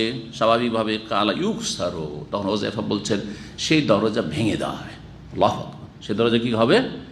ভেঙে দেওয়া হবে। আচ্ছা, দরজা যদি ভেঙে দেওয়া হয় তো স্বাভাবিক অবস্থায় ফিরে আসবে? যতক্ষণ পর্যন্ত মেরামত না, ততক্ষণ পর্যন্ত স্বাভাবিক অবস্থায় আসবে না, তাই না? তো বলছেন ওমর রাদিয়াল্লাহু মন্তব্য করে, যদি ভেঙেই দেওয়া হয়, ইযান লা ইউকলাক আবাদা, সেই ভাঙা দরজা আর কখনো বন্ধ হবে না। ভাঙা দরজা কখনো আর সুস্থভাবে বা সুষ্ঠুভাবে বন্ধ হবে না, সঠিক অবস্থায় বা স্বাভাবিক অবস্থায় আসবে না। বলনা, তখন আমরা বললাম আকানা ওমর, কাকে বললাম? হুযায়ফাকে বলছেন। এখন অন্য অন্য সঙ্গীরা বলছেন, এই হাদিস যখন শুনলেন, আরও আশেপাশে লোকেরা যে শুনছেন, তার আকানা ওমর ইয়ালামুল বাব, ওমর রাদিয়াল্লাহু তাআলা আনহুকে যে সব কথা শোনালেন আর তিনি এসব প্রশ্ন করলেন, তো ওই দরজাটা কি, যেই দরজা ভেঙে দেওয়া হবে সেই দরজাটা কি, এটা একটা প্রশ্ন উঠে না? সেই দরজা সম্পর্কে কি ওমর রাদিয়াল্লাহু তাআলা আনহুর জানা ছিল কিছু, যে সেই দরজাটা কোনটি? ওমর রাদিয়াল্লাহু তাআলা আনহু কি ইয়ালামুল বাব, সেই দরজা জানতেন? কালা নাম, হ্যাঁ অবশ্যই জানতেন। তিনি জানতেন যে সেই দরজা, যেই দরজাটি ভেঙে দেওয়া হবে সেটা কোনটি, জানতেন। কেমন জানতেন? কামা আন্না দুনাল গাদে আল্লাইলা, যেমন আগামী কাল সকালের পরে কি আছে, যদি এই রাতটা পার হয়ে যায়, সকাল হয়ে যায়, মানে যেমন আজকে যেমন সকাল হয়ে গেছে, জুমাবারে দিন হয়ে গেছে, তাহলে এরপরে কি আসবে? রাত আসবে। রাত, সকাল হয়ে গেছে, তার মানে রাত আসবেই। এতে কোনো সন্দেহ আছে? কোনো সন্দেহ নেই। যদি পশ্চিম দিক থেকে সূর্য উঠতো, সকালে উঠে যেত, তাই না? যখন সকাল হয়ে গেছে তো সন্ধ্যা হবেই, যেমন এতে কোনো সন্দেহ নাই, ঠিক তেমনি ওমর রাদিয়াল্লাহু তাআলা সেই দরজা সম্পর্কে সম্যক জ্ঞান রাখতেন, এতে কোনো সন্দেহ নেই। ইন্নী হাদ্দাসতু, তার হুযায়ফা বলছে তোমাদেরকে এমন একটি হাদিস বা বিষয় বয়ান করলাম, বেহাদিসিন, এমন একটি বিষয় বা হাদিস, লাইসা বিল আগালি, তাতে কোনো রকমের ভুলভ্রান্তির অবকাশ নেই। এমন ভাবিও না যে আমি কোনো রকম করে কি করেছি, একদম সুন্দর করে সাজিয়ে অতিরঞ্জন করে বয়ান করেছি, যেমন বক্তারা করে। বক্তাদের স্বভাব কি? একটি হাদিস একজন আলেম যখন বয়ান করবে হুবহু সেই হাদিসটার ব্যাখ্যা করবে, কিন্তু বক্তার স্বভাব হচ্ছে ওকে তিলকে তাল করা, তিলকে তাল করা। ওই ভর্তার মতো। ভর্তা এত কেন মজা লাগে? শুধু শুধু যদি কালা জিরা খান তো ভালো লাগবে? হ্যাঁ, শুধু শুধু না, ভালো লাগে না। কিন্তু কালা জিরাতে এমন মরিচ ঢুকিয়েছে, এমন লবণ ঢুকিয়েছে, এমন কিছু দিয়েছে যে ওর স্বাদই আলাদা হয়ে গেছে। তো বক্তাদের ওয়াজগুলি হচ্ছে ওই রকম। তো বক্তাদের ওয়াজ এজন্য আসল ইসলাম থাকে না, ইল্লা মাশাআল্লাহ। যদি আলেম বক্তা হয় সেটা আলাদা কথা, আলেম বক্তা আলাদা। তো বক্তা দুই রকম, খুব কমই বক্তা আলেম আছে। তো আলেম হইলে তারা এত চমৎকার করে সাজিয়ে সুজিয়ে রং চং দিয়ে একবারে বয়ান করে না, যার ফলে জনগণ আকৃষ্ট হয়নি। আরে কি বলছে, কথা বলছি তো সুর সারও নেয়। আর ওই সব যে এত বড় বুজুর্গানের দিন আছে যারা কত কি করেছে আল্লাহর ওলিরা, কিছুই বয়ান করে না। হ্যাঁ, তাই না? কিন্তু আল্লাহর ওলিরা মরাকে জীবিত করেছে। আল্লাহর ওলিরা কি করেছে? 12 বছর ধরে শুধু জিকির খেয়ে বেঁচেছে। এগুলো শুনলে সুবহানাল্লাহ সুবহানাল্লাহ শুরু হইত আপনাদের, যদি আপনাদের হইতো না। কারণ আপনারা ওই সব শিরকি কুফুরি আর গুমরাহি থেকে আলহামদুলিল্লাহ পাক পবিত্র অনেকটা হয়ে গেছেন। কিন্তু আমাদের দেশের প্রেক্ষাপটে বলছি যে অধিকাংশ মানুষের অবস্থাটা এরকম হয়ে আছে। জি, মানুষের যখন জিভার স্বাদ বিকৃত হয়ে যায় তখন খারাপটাই ভালো লাগে, আর ভালোটা খারাপ লাগে না। মানুষের যখন ওই রকমই ধর্মীয় ক্ষেত্রে শিরক বিদআত করা অভ্যাস হয়ে যায় তখন তাওহীদ সুন্নাত ভালো লাগে না। হ্যাঁ, সহিহ হাদিস অনুযায়ী আমল করা ভালো লাগে না। সাহাবায়ে কেরামদের জামানার যে ইসলামের উপর ছেড়ে গেছেন রাসূলুল্লাহ, ওই ইসলাম ভালো লাগে না। তাদেরকে নতুন নতুন সুফি ইজমের ইসলাম ভালো লাগে, পীর মুরিদের ইসলাম ভালো লাগে, শিরক কুফর ইসলাম ভালো লাগে, অথবা গদি ক্ষমতা দখলের ইসলাম ভালো লাগে। একটা কিছু তো পেতে হবে। হ্যাঁ, হয় শর্টকাটে জান্নাত, হ্যাঁ আল্লাহ গিয়ে বিলীন হয়ে গেলাম, আর কোনো চিন্তা থাকলো না, আল্লাহর ওলি এখন আমি নিজেই দিতে পারি। সুফিরা কি শিখেছে? আল্লাহর ওলিদের স্তর বাড়তে বাড়তে এমন হয়ে যায় আল্লাহর ওলি কার চাওয়ার লাগে না, ও নিজেই আল্লাহর কাজ করে। ঠিক না? এটা হচ্ছে খোলাসা সুফিজমের। আর যারা গদিবাদী, হ্যাঁ ইসলামকে পুঁজি করে, তারা হচ্ছে যে আরে ইসলাম কায়েম করেন তাহলে গদি কায়েম। হ্যাঁ, আর ক্ষমতা চলে আসলে আপনারা মন্ত্রী মিনিস্টার হবেন, আপনাদের ছেলেমেয়েরা ভোগ বিলাস করবে যেমন অন্যরা করছে। কেন অন্যরা করবে? আমরা করব, সালেহিনদের দল। এই যে থিওরি পেশ করেছে, কথা বুঝতে পারছেন? তো বলছেন যে আমি এমন এক হাদিস বয়ান করেছি তোমাদেরকে আজকে, লাইসা বিল আগালিদ, যাতে কোনো রকমের গলত নেই, ভুল ভ্রান্তি নেই। ফাহিবনা আন্নাস আলা হুযাইফা, তারপরে হুযাইফা রাদিয়াল্লাহু তাআলা আনহু এত দূর বলে যে থেকে গেলেন। দরজা একটি আছে বন্ধ, এবং বন্ধ দরজাটি একসময় ভেঙে ফেলা হবে। তো দরজাটা কি এখন পর্যন্ত জানতে পারিনি, তাই না? জেনেছেন? এখন পর্যন্ত জানেন না। সাহাবীরাও এরকম জানতে পারেননি, সাথী সঙ্গীরা বা তাবিঈনরাও বসেছিলেন। বলছেন যে আমরা ভয় পেলাম হুযাইফাকে জিজ্ঞেস করতে দরজা সম্পর্কে, দরজাটা কি আসলে। ফাআমারনা মাসরুকান, তখন হুযাইফা রাদিয়াল্লাহু তাআলা আনহুর বিশিষ্ট ছাত্র মাসরুক, তার সাথে একটা ঘনিষ্ঠ সম্পর্ক। যার সাথে ঘনিষ্ঠ সম্পর্ক থাকে অনেক কথা জিজ্ঞাসা করতে পারে যেটা অন্য কেউ পারে না। কোনো একজন বড় মানুষের ধরেন পারিবারিক বিষয় অথবা ইন্টারনাল বিষয় হয়তো সবাই জিজ্ঞেস করতে পারবেন না, কিন্তু খাস একটা সম্পর্ক আছে আপনার সাথে, তো জিজ্ঞাসা করতে পারবেন কি না? যে পারবেন, স্বাভাবিক পারবেন। তো মাসরুক রাদিয়াল্লাহু তাআলা আনহু হুযাইফা রাদিয়াল্লাহু তাআলা আনহুর ডান হাত। মাসরুককে বললাম যে আমাদের তো সাহসী হয় না যে হুযাইফাকে জিজ্ঞাসা করি যে ওই দরজাটি যেটা ভেঙে ফেলা হবে সেই দরজাটা কি, তো তুমি একটু জিজ্ঞাসা করো, আমরাও জানবো, একটু কমপক্ষে আমরা সতর্ক থাকবো। জি, মাসরুককে জিজ্ঞেস করতে আল্লাহ প্রখ্যাত তাবেঈ, তিনি ফাসা আল্লাহ, তাকে জিজ্ঞাসা করলেন আচ্ছা যেই দরজাটি ভেঙে দেওয়া হবে ওই দরজাটা কোন দরজা, কিসের দরজা সেটা? ফিতনার দরজা। এটা দরজা, দরজার বাইরে ফিতনা আছে আর আমরা ফিতনার ভিতরে আছি, ফিতনা এখনো আসেনি, ধরেন এই দরজাটা ভেঙে ফেলা হবে, ধরেন তো ওই দরজাটার নাম কি? তো বলছেন ফাকালা, বললেন উত্তরে যখন জিজ্ঞাসা করা হলে সেই দরজাটাকে হুযাইফা বলছে যে আল বাব উমর, সেই দরজাটি হচ্ছেন স্বয়ং উমর রাদিয়াল্লাহু তাআলা। উমরই হচ্ছেন সেই দরজা। আর তার ভেঙে ফেলা মানে তাকে খুন করা, শহীদ করে দেওয়া। কে শহীদ করেছিল তাকে? একজন মজুসি ইরানি অগ্নিপূজক আবু লুলু, যার নাম ছিল ফাইরোজ। এই জন্য আমি মুসলিমদেরকে বলি যে ফাইরোজ কারো নাম বা ফিরোজ, ওইটাকে বিকৃত করে আমাদের দেশের লোকেরা কি করে, ফিরোজ। এই ফিরোজ নাম রাখা কোনো মুসলিমের জন্য সমীচীন নয়। কেন আল্লাহর দুশ্মনের নাম রাখবেন? যে ইসলামের দুশ্মন, আল্লাহর দুশ্মন, যে ইসলামের সবচেয়ে বড় ফিতনার দরজা প্রথম, যে সেই দরজাকে ভেঙে এ উম্মতে মুসলিমাতে যে ফাটল ধরেছে, ধর্মীয় এবং পার্থিব দুই রকম, ধর্মীয় আর রাষ্ট্রীয় সব রকমের ফাটল ধরেছে, তার পিছনে এক নম্বর হচ্ছে এই ইরানি মজুসি অগ্নিপূজকের সন্তান, অগ্নিপূজক মুগীরা বিন শুবা রাদিয়াল্লাহু তাআলা আনহুর সে গোলাম দাস ছিল, মজুসি, ইসলাম গ্রহণ করেনি, মজুসি ছিল মদিনায়। কয়েকদিন আগেই ওমর রাদিয়াল্লাহু তাআলা আনহু অন্যরা বলেছেন যে তোমার বাড়িতে এই মজুসি অগ্নিপূজক গোলাম কেন মদিনায়, বলেছিলেন তো বলছে সে সুতার মিস্ত্রি বা কিছু, সে এমন একটা কাজে পারদর্শী যার প্রয়োজন রয়েছে, তাই আমি রেখেছি। এখান থেকে শিক্ষা নিতে আমাদেরকে। আজকাল অনেক মুসলিমরা আছে যারা কাফের হাউস ড্রাইভারকে পছন্দ করে, কাফের বিজাতি কাজের মেয়ে পছন্দ করে। একটা মুসলিম মেয়ে, কাজের মেয়েকে বিশ্বাস করা যায় না যে আপনার ছেলে মেয়েদের পরিচর্যা ভালো করে করছে নাকি 16 পয়জনে বিষ খাওয়াচ্ছে, হ্যাঁ কষ্ট দিচ্ছে, বিশ্বাস করা যায় না। কত দুর্ঘটনা ঘটছে দেখতে পাচ্ছেন সোশ্যাল মিডিয়াতে।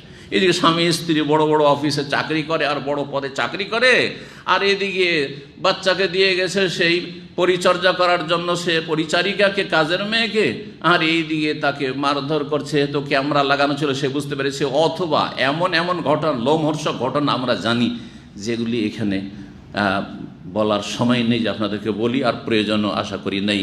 16 পয়জনে এমন করে বিষ দিয়েছে, এমন করে বিষ দিয়েছে, এমন করে বিষ দিয়েছে, টের পায়নি। শেষ পর্যন্ত ধরা পড়ে সে বোঝা গেছে যখন সেই ছেলে একেবারে শেষ অবস্থায় চলে গেছে, তখন তদন্ত করে দেখা যাচ্ছে এতদিন ধরে এই কাজ করা হয়েছে সাথী বাচ্চার সাথে। তাহলে কি করে কাফেরকে আপনি আমানতদার মনে করছেন? আপনার বাড়িতে কেন কাফের কাজ করবে? শুধু এইটুকুর জন্য যে কাফের নামাজে সময় নেবে না, 24 ঘন্টা কাজ করবে, আর কাফের একটু ভয় পাবে, নতি স্বীকার করে থাকবে, সামিনা ওয়া আতানা করতে থাকবে, এইটাই? আউযু বিল্লাহি মিনাশ শাইতানির রাজিম। আল্লাহ এইসব নিকৃষ্ট চিন্তা চেতনা থেকে মুসলিমদেরকে বেঁচে থাকার তৌফিক দান করেন। একজন মুসলিম যদিও তার ন্যায্য অধিকারের কথা বলে, অনেকে চাই না কিসের জন্য, একজন মুসলিম ভাবে যে আমি ন্যায্য অধিকারের কথা বলতে পারবো কারণ মুসলিম, সেই জন্য আমি চাই না যে আমার অধীনস্থ, আমার চাকর নৌকার আমার সামনে মাথা উঠিয়ে কথা বলুক, তাতে কোনো অসুবিধা নেই। কিন্তু একজন মুসলিম যে আল্লাহকে ভয় করে, অন্তত যদি পাপ করেও, অন্যায় করে, একবার তাকে নফসে লাওয়ামা ধিক্কার দিবে যে আমি কাজটা ভুল করছি, এই লোকের আমি বেতন নিচ্ছি আর তার ক্ষতি করছি আমি, ঠিক কিনা? কিন্তু কাফের এই ভয়টা আছে? কোনো ভয় নেই। আল্লাহ যেন বুঝার তৌফিক দান করেন। আমাদের দেশের প্রেক্ষাপটে অনেকেই কিন্তু কাফেরদেরকে বিশ্বাস করে। কাফেররা তাদের প্রাইভেট সেক্রেটারি, কাফেররা তাদের অন্তরঙ্গ, কাফেররা সব তার ভিতরে ইন্টারনাল খবর রাখে, মন্ত্রী মিনিস্টারের খবর রাখে তার কাফের বিজাতি, বাইরে পাচার করছে তার ইন্টারনাল কথাগুলি। তাহলে এটা আপনার জন্য, আপনার জাতির জন্য, আপনার দেশের জন্য ধ্বংসাত্মক। আল্লাহ যেন বুঝার তৌফিক দান করেন। তো ওমর রাদিয়াল্লাহু তাআলা আনহুকে এই মজুসি অগ্নিপূজক খুন করেছিল। যখন মৃত্যু সজ্জায় ছিলেন ওমর রাদিয়াল্লাহু তাআলা আনহু জিজ্ঞেস করলেন, উনজুর মান কাতালানি, একটু দেখো তো আমাকে কে খুন করেছে, কে আমাকে খুন করেছে। এখন মারা যাননি, কোন রকম কথা বলতে পারছেন, কিন্তু পেটে কিছু থাকছেন না, একটু দুধ দেওয়া হলো বেরিয়ে চলে গেল, তার মানে আর হয়তো বাঁচবেন না। এই অবস্থা দেখা গেল যে সে আবু লুলু ফেরোজ খুন করেছে। তখন আলহামদুলিল্লাহ, আলহামদুলিল্লাহ, আল্লাহ শুকরিয়া আদায় করেছেন যে এমন ব্যক্তি আমাকে খুন করেছে, যেই ব্যক্তি কিয়ামতের দিন আল্লাহর কাছে একটা সিজদা দিয়েও আল্লাহর কাছে হুজ্জত কায়েম করতে পারবে না যে আল্লাহ আমি ওমরকে খুন করলে কি হবে, আমি তোমাকে সিজদা করে সে জান্নাতে যাব, এ কথা বলার ক্ষমতা নেই। কারণ যদি সে মুসল্লি হইতো, মুসলিম হইতো, তাহলে অবশ্যই নামাজি হইতো। আর যদি নামাজের ওসিলাতে সে একদিন জান্নাতে চলে যেত, আমার সামনে জান্নাতে আসতে পারবেন। আলহামদুলিল্লাহ যে কোনো কাফের রাতে খুন হয়েছে, কোনো মুসলিমের রাতে আমি খুন হইনি। জি, তো ইসলামের যে প্রথম ফিতনার দরজা মুসলিম জাতির মাঝে খুলেছে, সেটা এই কাফের অগ্নিপূজক ইরানের মাধ্যমে। সুতরাং তাদের থেকে সাবধান। এদেরই হচ্ছে অনসারী বর্তমান ইরানি আকিদার লোকেরা এবং ইরান ভক্তরা। সুতরাং এদের থেকে সাবধান। কথা বোঝা গেছে না? যায় নাই? হয় ইরানের আকিদা বহন করে, শিয়া রাফিজি আকিদা, সাহাবায়ে কেরামদেরকে ইসলামের দুশমন মনে করে আর তাকফির করে, আর না হলে তাদের সমর্থন করে এবং তাদের আন্দোলন তাদের জন্য আদর্শ। এই দুটো গুমরাহ দল থেকে সাবধান। দ্বিতীয় দলটি, যেটি এদের সমর্থক, দেশে অনেক বেশি রয়েছে, সুতরাং আপনাদেরকে আরও সতর্ক সাবধান হইতে হবে। এই চিন্তা চেতনা যারা বহন করে তারা নিজেদেরকে ইসলামপন্থী বলে থাকেন না, তারা ইসলামের প্রতিনিধি নয়, ইসলামপন্থী নয়। সতর্ক সাবধান হইতে হবে। আল্লাহ বুঝার তৌফিক দান করুন। 526 নম্বর হাদিস, আবু উসমান নাহদি তাবেই তিনি বর্ণনা করছেন রাহমাতুল্লাহি আলাইহি, আন ইবনে মাসউদ রাদিয়াল্লাহু তাআলা আনহু থেকে, আন্না রাজুলান আসাবা মিন ইমরাতিন ক্ববলাহ, জনৈক ব্যক্তি, একজন পুরুষ লোক একজন মহিলাকে চুম্বন দিয়ে দেয়, একজন মহিলাকে চুম্বন দিয়ে দেয়। এই হাদিস সহিহ বুখারীতে আছে, সহিহ মুসলিম আছে, আবু দাউদ তিরমিজিতেও আছে। তিরমিজিতে একটু বিস্তারিত আছে, পরে বলছি, সংক্ষেপ হাদিসটা এখানে হয়ে যাক। হঠাৎ করে একজন বেগান মহিলাকে তার স্ত্রীর নয় চুম্বন দিয়ে ফেলেছে। ফাতান নবী সাল্লাল্লাহু আলাইহি ওয়াসাল্লাম, তারপরে সে বড় অনুতপ্ত হয়েছে, হাই কি করলাম, আমি তো বড় অন্যায় করে ফেললাম। কুপ্রবৃত্তির অনুসরণে হঠাৎ করে এই অন্যায়টি হয়ে গেছে। নবী সাল্লাল্লাহু আলাইহি ওয়াসাল্লামের কাছে এসে হাজির। জি, নবী সাল্লাল্লাহু আলাইহি ওয়াসাল্লাম এমন সাহাবী, এমন সাথী সঙ্গী প্রশিক্ষণ দিয়ে তৈরি করেছিলেন যাদের জন্য কোনো রকম প্রশাসন, থানা, পুলিশের প্রয়োজন ছিল না, যে আসামি ধরে নিয়ে এসো। আসামি নিজে এসে হাজির। সামান্য একটা এটা চুমা দিয়ে দিয়েছেন, না যায় চুমা দিয়ে দিয়েছে। মাইজ বিন মালিক ব্যভিচারে লিপ্ত হয়েছে, এসে হাজির। ইয়া রাসূল, জানাই তো ইয়া রাসূলুল্লাহ, আসাবতু হাদ্দান ফাকিম আলাইয়া, আমি হদে পৌঁছে গেছি, আমার উপর হদ কায়েম করুন। কোথায় ছিল প্রশাসন? কোনো প্রয়োজন হয়েছিল মদিনায়?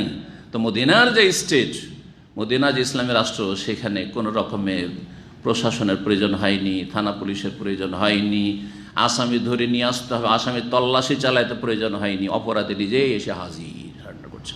অথচ সে তার ব্যক্তি জীবন অপরাধকে লুকিয়ে রেখে দিল, আল্লাহ মাফ করে দিতেন। আল্লাহু আকবার। এই রকমের তরবিয়ত যদি এলেম শিখে, কোরআন এবং হাদিসের জ্ঞান অর্জন করে, যদি এই রকমের তরবিয়ত নিতে পারেন যে আমি, এর মানে এই নয় যে আপনি যেখানে সেখানে বলে বাড়ান, কিন্তু আপনি অনুতপ্ত হবেন যে আমার দ্বারাই ভুল হয়েছে, সুতরাং এক্ষুনি আমি তওবা করে আল্লাহর কাছে আমি অনুতপ্ত, লজ্জিত হয়ে খালিস অন্তরে তওবা করে আমি মুক্ত হয়ে যাব। তাহলেই আপনি সফল, যে আপনার এলেমে কাজ দিয়েছে, এলেমের তাসির, সুপ্রভাব আপনার জীবনে পড়েছে, এলেমের প্রতিফলন ঘটেছে আপনার লাইফে। আল্লাহ তৌফিক দান করুন। তো এসে নবী সাল্লাল্লাহু আলাইহি ওয়াসাল্লামের কাছে হাজির, এসে বলছে, ইয়া রাসূলুল্লাহ, আমি তো চরম অপরাধ করে দিয়েছি। ফানজালাল্লাহ, নবী সাল্লাল্লাহু আলাইহি ওয়াসাল্লাম নীরব থেকে গেলেন। তারপরে এই আয়াত নাযিল, ওহী নাযিল হইল। জি, তার মাঝখানে সলাতের টাইম হলো, সলাত আদায় করলেন, অক্ত হয়ে গেছিল, সলাত আদায় করলেন। ওই মুসল্লি যিনি এই যে তার এই অপরাধের কথা স্বীকার করে এসেছিলেন, তিনিও সলাত আদায় করলেন। আয়াত নাযিল, আকিমিস সালাতা তারফাইন নাহার, হে নবী, হে নবীর অনুসারী, হে মুসলিম, তুমি সলাত কায়েম করো তারফাইন নাহার, দিনের দুই প্রান্ত ভাগে, দুই প্রান্তে, দিনের দুই দিকে, সকাল বিকেল। সকাল বিকেল বলতে সকালবেলা ফজর ধরেন, আর এক প্রান্ত হয়ে গেল, আর এক প্রান্ত হচ্ছে জাওয়ালের পরে জোহর আর আসর। ইশারা ইঙ্গিতে কোরআনে কারিমে 5 ওয়াক্ত রয়েছে, কিন্তু নাম ধরে ধরে ফজর, জোহর, আসর, মাগরিব, এশা কোথাও নাই কোরআনে কারিমে। সুতরাং আহলে কোরআন যারা বলছে কোরআন মানি হাদিস মানি না, তারা মুসলিম থাকতে পারবে? কারণ কোরআনতে স্পষ্ট 5 কথাও নেই, আর এই 5 ওয়াক্ত সলাতের নামও নেই। হ্যাঁ, তাই না? তাহলে কি করে মুসলিম থাকবে? মুসলিম থাকা অসম্ভব। যে বলবে শুধু কোরআন মানি হাদিস মানি না, সেই ব্যক্তি মুসলিম থাকতেই পারে না। সতর্ক সাবধান এদের ফিতনাতে। এই ফিতনা খুব বেশি কিন্তু গজে উঠেছে এখন বাংলার জমিনে। এক সময় সেটা পাকিস্তানে ছিল, আর ভারতের পাঞ্জাবে ছিল, কিন্তু ভারতের সর্বত্র ছড়িয়ে পড়েছে। এখন এই ফিতনা মুসলিম সমাজে আর বাংলাদেশে খুব বেশি ছড়িয়ে পড়েছে। অনেক মৌলবি মোল্লারাও এই কাদিয়ানি হয়ে যায়, কী হয়ে যাচ্ছে, মুনকেরে হাদিস হয়ে যাচ্ছে। শুধু কাদিয়ানি না, কাদিয়ানি তো হচ্ছে অনেকে, কিন্তু তার চাইতে বেশি এখন মুনকেরে হাদিস, আহলে কোরআন, এদেরকে আহলে কোরআন বলা উচিত না, এরা হাদিস অস্বীকারী, এরা হচ্ছে হাদিস অমান্যকারী, যেটি হচ্ছে ইসলামের গুরুত্বপূর্ণ উৎস। হাদিস ছাড়া কোরআন বোঝা অসম্ভব। তো সালাত কায়েম করো দিনের দুই প্রান্তে। তো হয়ে গেল ফজর আর জোহর, আসর 3 ওয়াক্ত। ওয়াজুলাফাম মিনাল লাইল, রাতের কিছু অংশে, রাতের কিছু অংশ বলতে মাগরিব আর এশা, তাহলে 5 ওয়াক্ত, 5 ওয়াক্তের দিকে এই আয়াত ইঙ্গিত। এইরকম বেশ কিছু আয়াত কোরআনে কারিমে রয়েছে, যে আয়াতগুলিতে ইশারা ইঙ্গিত করে দেওয়া হচ্ছে। কয়েকটি আয়াত রয়েছে মর্মে বিভিন্ন জায়গায়। এই আয়াত রয়েছে সূরা হুদের আয়াত নম্বর 114। তারপর আল্লাহ কি বলছেন, এই 5 ওয়াক্ত সালাত যে এভাবে কায়েম করো, হ্যাঁ, সময়গুলি খেয়াল রেখে, ইন্নাল হাসানাত ইউযহিবনা সাইয়্যাত, নিশ্চয় নেকি সমূহ, নেকিগুলি ইউযহিবনা মোচন করে দিবে, দূরীভূত করে দেবে, সাইয়্যাত গুনাহগুলিকে। দেখেন এখানে সাইয়্যা শব্দটি আছে, সাইয়্যার বহুবচন হচ্ছে সাইয়্যাত, মানে তাহলে সাইয়্যার শুরুতে কি ব্যাখ্যা করেছি, ছোট গুনাহ। তাহলে নেকি কি করে, ছোট গুনাহগুলিকে মুছে ফেলে, মোচন করে, বড় গুনাহ মোচন করে না। বড় গুনাহ কি করতে হবে, তওবা শর্ত রয়েছে, তওবা আবশ্যক। এটি হচ্ছে আহলে সুন্নাত ওয়াল জামাত, হানাফি, শাফিঈ, মালিকি, হাম্বলি, আহলে হাদিস, মুহাদ্দিসিন, ফুকাহা সবাই এই ক্ষেত্রে একমাত্র মুরজিয়া আর খাওয়ারেজ আর মুতাজিলা ছাড়া।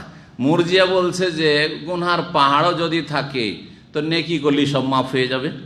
এদিকে হ্যাঁ, এক প্রান্তে গুমরা পথভ্রষ্ট মুরজিয়ারা, যাদের আমলের কোনো প্রয়োজন নেই বলছে, আর এক দল একবারে এর বিপরীত খাওয়ারেজ আর মুতাজিলা, এরা বলছে যে কোনো একটি কাবিরা গুনাহ করলে বড় কাফের হয়ে যাবে। বড় কি হয়ে যাবে, কাফের হয়ে যাবে। আর ওই অবস্থায় যদি একটা কাবিরা গুনাহ করে মারা যায়, চিরস্থায়ী জাহান্নামে, অস্থায়ী জাহান্নামে বলে কিছু নেই। এই জন্য মুতাজিলা কিছু বক্তা বেরিয়েছে বাংলাদেশে, যে মুতাজিলা বক্তা বলছে অস্থায়ী জাহান্নামে বলে কিছু নেই, সব কি তাকফিরি। এরা হচ্ছে তাকফিরি বক্তা। মুসলিম সমাজকে, মুসলিম সমাজের লোকজনকে বিভিন্ন পাপের কারণে কাফের মনে করে থাকে। সুদ খায় সুতরাং কাফের হয়ে গেল, ঘুষ খায় সেদিন অফিসার কাফের, অথচ সে নামাজি, অথচ সে সই আকীদার হয়তো। তো না, মোটেই না, বরং মুসলিম ফাসিক, যেই ব্যক্তি পাপী সে হচ্ছে মুসলিম, তার সাথে একটা তার উপাধি টাইটেল বাড়বে, সেটা হচ্ছে সে পাপিষ্ট, ফাসিক। জি। ফাকাল আর-রাজুল, তখন ওই ব্যক্তি বলছে, ইয়া রাসূলুল্লাহ, হে আল্লাহর রাসূল, আলী হাযা। নবী সাল্লাল্লাহু আলাইহি ওয়াসাল্লাম বললেন যে দেখো, তুমি সালাত পড়লে না আমাদের সাথে? হ্যাঁ সালাত পড়লাম। যাও, এই যে আয়াত নাজিল হয়েছে, তোমার গুনাহ মাফ হয়ে যাবে। তুমি যে নাজায়েজ একটা চুমা দিয়েছো, এই গুনাহ মাফ হয়ে যাবে তোমার। তখন তার একটু সাহস হইল, একটু হিম্মত হয়েছে, বলছে ইয়া রাসূলুল্লাহ, এটা কি আমার জন্য শুধু খাস মশলা, না যে কোনো লোক যদি এরকম ভুল করে দেয় সবাই এই সবটা পাবে, মানে ওর এইরকম গুনাহগুলি মাফ হয়ে যাবে। আলী হাজা, এটা কি শুধু আমার জন্য? অন্য রিওয়ায়াতে আলী হাজা খাসসাতান, এটা শুধু আমার জন্য, নাকি আমলিন নাস আম্মা, বা সকলের জন্য প্রযোজ্য এই আয়াত? কাল লি জামি উম্মতি কুল্লি, আমার উম্মতের সকল গুনাহগারের জন্য, সকল গুনাহগারকে শামিল। যদি কেউ গুনাহ করে আর সেই গুনাহ সাগীরা হয়, একবার হলে সাগীরা, কিন্তু বারবার যদি হয়, এখন এই কাজটা যদি বারবার কেউ করে, হ্যাঁ বারবার চুমা দেয়, নাজায়েজ চুমা, তা হারাম কাবিরা গুনাহ হবে না? তখন বড় কাবিরা। ইন্না সাগীরা কি হয়ে যায়, তাসগীরু কাবীরাতান, কাবীরা কখন হয়ে যায়, বিল ইসরার, যখন রিপিট করে, বারবার ওই গুনাহটা করবেন, বারবার করবেন। জি হ্যাঁ।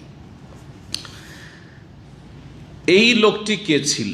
হাদিসে কিন্তু আসলো না, না মহিলার নাম আসলো, না পুরুষের নাম আসলো। মহিলার নাম কোনো হাদিসে খুঁজে পাওয়া যায় না। তার মানে মহিলাদের বিষয়টি পুরুষের তুলনায় আরও বেশি মান ইজ্জতকে ঢেকে রাখার চেষ্টা করতে হবে। এটা শিক্ষা পেলাম আমরা। দেখেন, একজন কোনো পুরুষ সম্পর্কে যদি সমাজের লোকেরা জানেও যে এই লোক কোনো এক সময় কি একটা অঘটন ঘটিয়ে দিয়েছে, চরিত্র খারাপ ছিল, তারপরও বিয়ে শাদী হয়ে যাচ্ছে, হচ্ছে কি হচ্ছে না?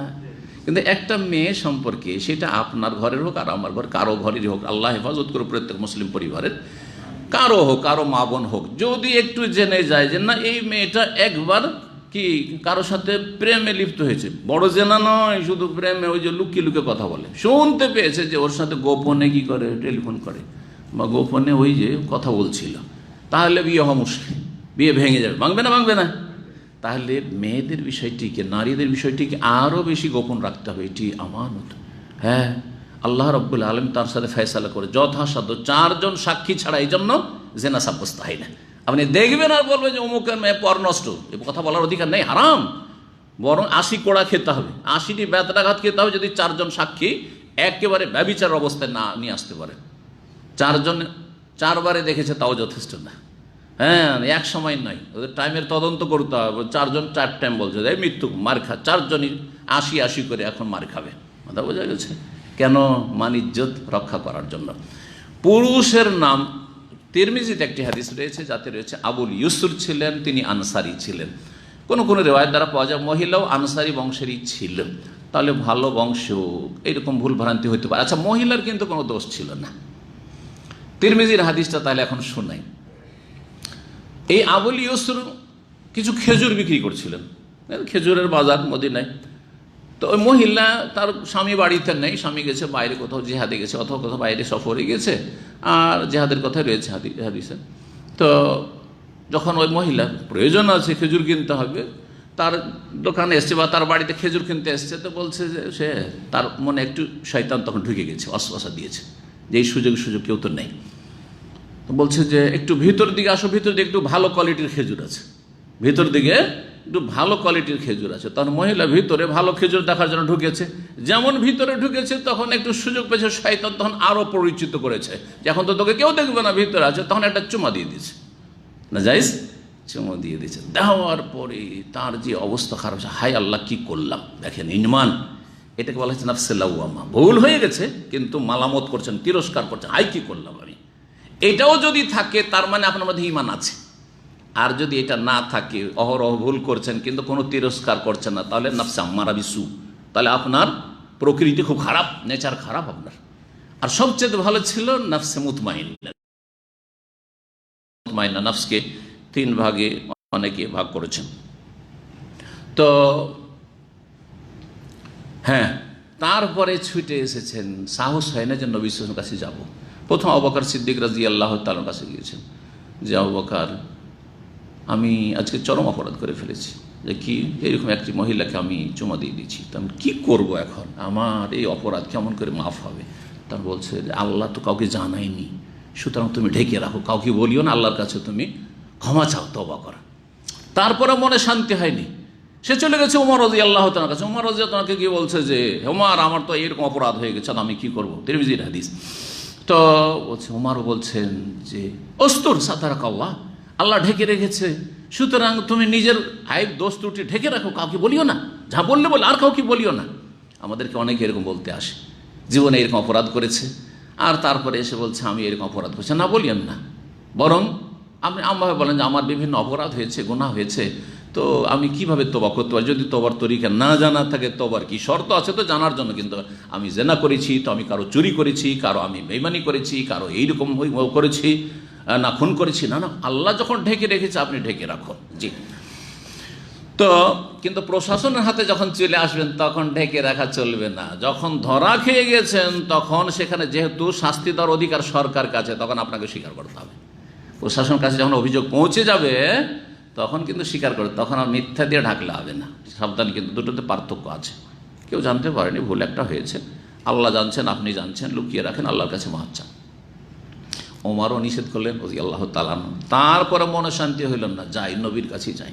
সাহস করে নবী সাল্লাল্লাহু আলাইহি ওয়াসাল্লাম কাছে বলছেন, মসজিদে আছেন নবী সাল্লাল্লাহু আলাইহি ওয়াসাল্লাম, ইয়া রাসূলুল্লাহ, আমি চরম অপরাধ করেছি, আমার তওবার কোনো রাস্তা আছে? আল্লাহু আকবার, তওবার রাস্তা আছে। তখন নবী সাল্লাল্লাহু আলাইহি ওয়াসাল্লাম নীরব থাকলেন, আয়াত নাযিল হলো, জানতে পারলেন যে এরকম কাজ করেছি, এই বলে দিল সে। তখন যা এখানে বর্ণনা হয়েছে তাই রয়েছে। কথা বুঝতে পারলেন? তাহলে দেখেন, এখান থেকে অনেক যারা অসৎ প্রকৃতির বা দুর্বল ইমানের মানুষ মনে করবে যে আমিও ওই সাহাবীর অনুসারী, আমিও এরকম কাজ করে দিলাম আর তারপরে নামাজ পড়ে নিলাম, হবে নাকি? আরে একটা ঘটনা ঘটে গেছে, পাপ হয়ে গেছে, তারপরে কাফারা চিন্তা করতে হবে। কিন্তু আপনি আগে থেকে এরকম পাপ করার কি রাখবেন, আপনি খারাপ অসৎ নিয়ত রাখবেন আর বলবেন যে আমার নামাজে গুনাহ মাফ হবে, তাহলে আপনার ধৃষ্টতা রয়েছে পাপের ক্ষেত্রে। পক্ষান্ত এই লোকের ধৃষ্টতা ছিল না, বরং কত অনুতপ্ত হয়েছে, ভুল হয়ে গেছে, এত পেরেশান ছুটে বেড়াচ্ছে যে আমার জাহান্নামে না যেতে হয়, জান্নাত না হারিয়ে যায়। সুবহানাল্লাহ। জি, তার অন্তরে তাহলে কত ভয় ছিল। আপনারও অন্তরে যদি ওই রকম আল্লাহ ভীতি থাকে আর এইরকম ভুল ভ্রান্তি হয়ে যায়, তো আল্লাহ গফুর, আল্লাহ মাফ করবেন। আল্লাহ না করে হয়েই গেছে, আর ওইরকম অন্তরে ভয় ভীতি হয়েছে, আল্লাহর কাছে তওবা করছেন বা নেক আমল করছেন, ইনশাআল্লাহ তাআলা সাগীরা গুনাহ নেক আমলের মাধ্যমে মাফ হবে। আর কাবীরা যদি হয়ে যায় তাহলে তার সাথে তওবা করতে হবে, যে তওবার শর্তগুলি রয়েছে খেয়াল রাখতে হবে। 5 নম্বর অধ্যায় বলছেন বাবু ফাজলিস সালাতিল ওয়াক্ত। এই অধ্যায় হচ্ছে সালাত ওয়াক্ত মোতাবেক আদায় করার ফজিলত, মানে প্রথম ওয়াক্তে আদায় করার ফজিলত। প্রথম ওয়াক্তে আদায় করা হচ্ছে উত্তম, ওয়াজিব নয়। একমাত্র গত সপ্তাহে বলেছিলাম কোন কোন সালাত, এশার সালাত। আর এশার সালাত সারা বছর দেরি করে যদি সবাই পড়তে পারেন তো এটাই বেশি ফজিলত। আর 1/3 অংশ পর্যন্ত, অর্ধেকের বেশি নয়। আর জোহরের গ্রীষ্মকালে, গরমের দিনে, ঠান্ডার দিনে নয়। এই দুটো সলাৎ ছাড়া বাকি সবগুলি সলাৎ আউয়াল ওয়াক্তে আদায় করাই হচ্ছে বেশি ফজিলতপূর্ণ। এটি হচ্ছে এই অধ্যায়ের বিষয়বস্তু। হাদিসের বর্ণনাকারী ওয়ালিদ ইবনুল আইজার বলছেন, আখবারানি শোবা বলছেন, ওয়ালিদ ইবনুল আইজার আমাকে বলেছেন, কালা তিনি বলছেন, সামিউতু আবু আমর শাইবানি, আমি আবু আমর শাইবানি থেকে শুনেছি, ইয়াকুল তিনি বলেন, হাদ্দাসানা সাহেব হাজিহিদ দার, এই বাড়িওয়ালা আমাকে বলেছেন এই হাদিস। ওয়াশারা বিয়াদিল্লাহ দারে আব্দুল্লাহ, আব্দুল্লাহ বিন মাসউদের বাড়ির দিকে ইশারা করছেন। আব্দুল্লাহ বিন মাসউদের বাড়ি কোথায় ছিল শেষ জামানায়, কে বলতে পারে? হ্যাঁ, আব্দুল্লাহ বিন মাসউদ রাদিয়াল্লাহু তাআলা আনহুর বাড়ি কোথায় ছিল? কুফায়। কি বলল? ও মাশাআল্লাহ, কুফায়। কুফায় হিজরত করে চলে গেছিলেন শেষ দিকে নবী, তিনি কুফা চলে গেছিলেন। তো কুফায় আব্দুল্লাহ বিন মাসউদের যে বাড়ি ছিল সে বাড়ির দিকে ইশারা করে বলছেন, কালা তিনি বর্ণনা করেছেন, সাউতুন নবী, আমি নবী সাল্লাল্লাহু আলাইহি ওয়াসাল্লামকে জিজ্ঞেস করলাম, আইয়ুল আমালি আহাব্বু ইলাল্লাহ, কোন আমল আল্লাহর কাছে অধিক প্রিয়? কালা প্রথম বলেন, আস-সালাতু আলা ওয়াক্তিহা, সলাত তার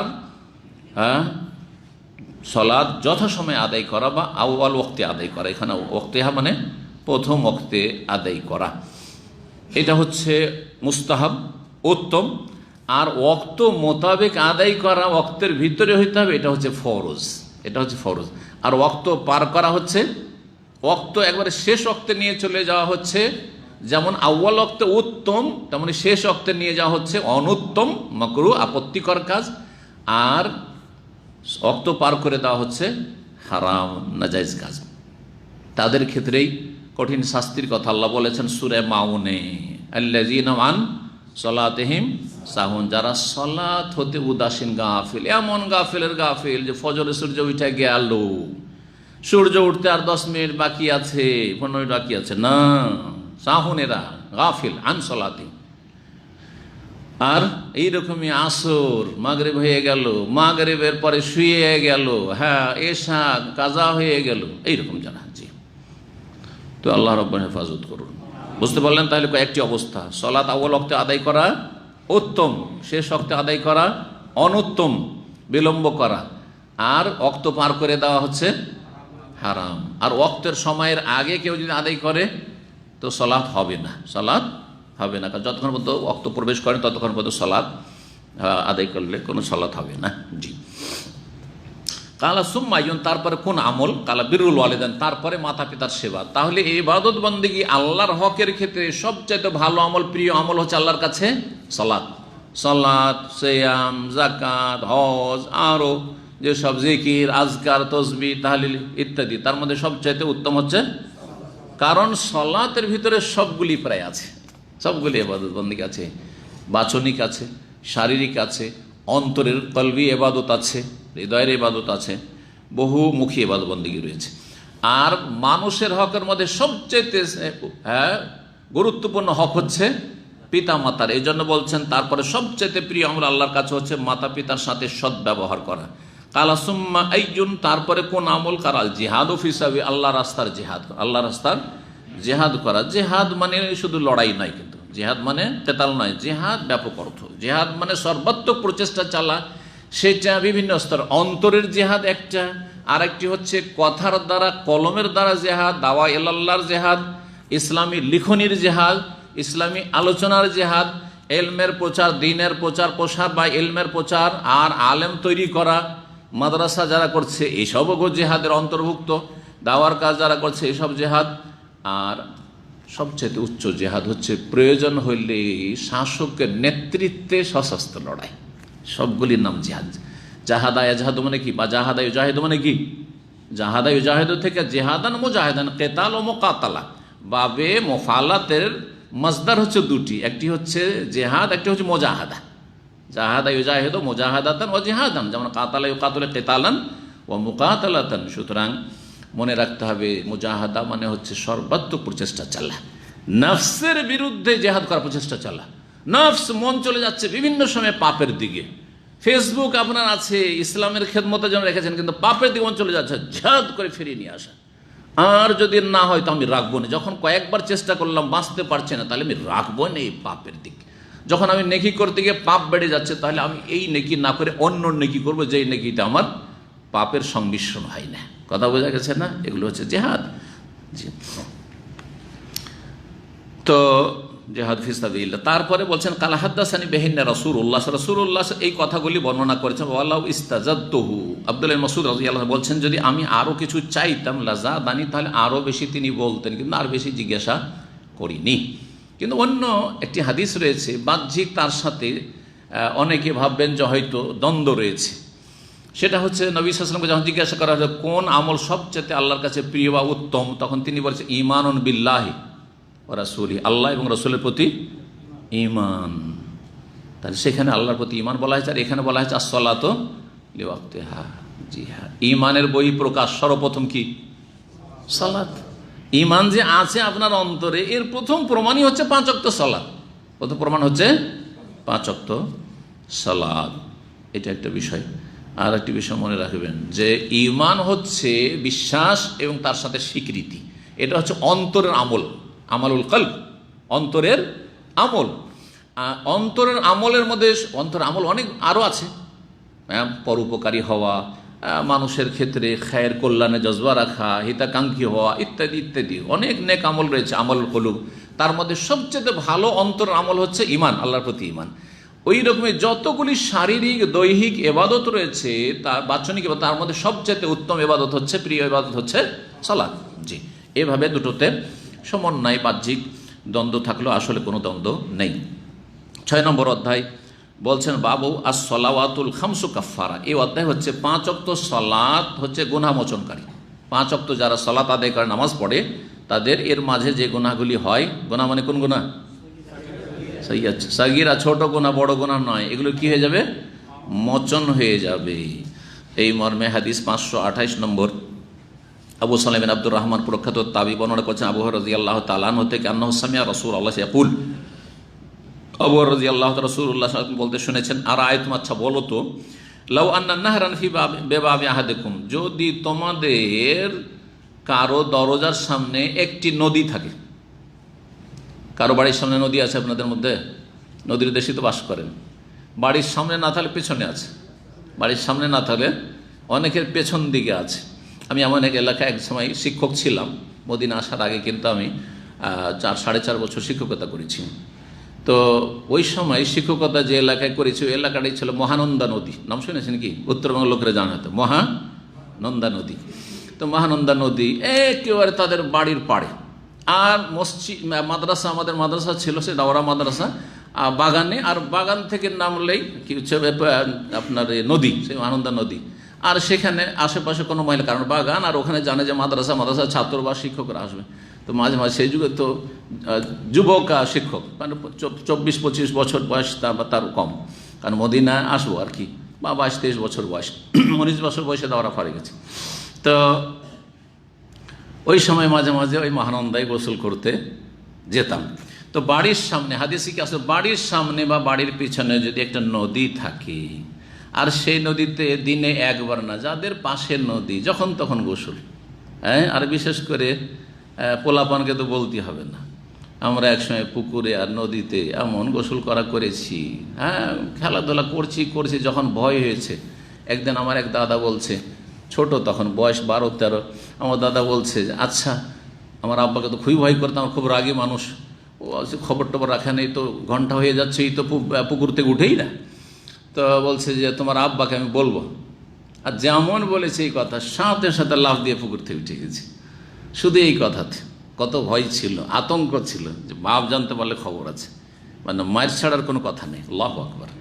তো একসময় মায়েরটাই কাজ দিয়েছে, কিন্তু না, শুধু মায়েরটা যথেষ্ট নয়, আদর স্নেহর সাথে মায়ের, আদর স্নেহর সাথে মায়ের, প্রয়োজনে, মানে একেবারে অগতিতে মায়ের, আবার প্রয়োজন মানে যখন তখন নয়। দেখছেন যে না, কোনো রকমের সমাধান, মার ছাড়ার কোনো সমাধান দেখছি না তখন। আর তারপরও সাবালক শিয়ানা ছেলেকে মারবেন না। আজকাল 15-16 বছরের বাচ্চাকে, ছেলেকে যদি মারতে যান, তো উল্টা সে তো লাফিয়ে উঠে যাবে। তো এইটাও হিকমতের খেলাফ। কিন্তু অনেকে বুঝে না, বলছে আমার ছেলে, আমি খাওয়াই, 18 বছর 20 বছর, রক্ত গরমে আছে, আর মারতে যাচ্ছে, মায়ের কে বসে আছে।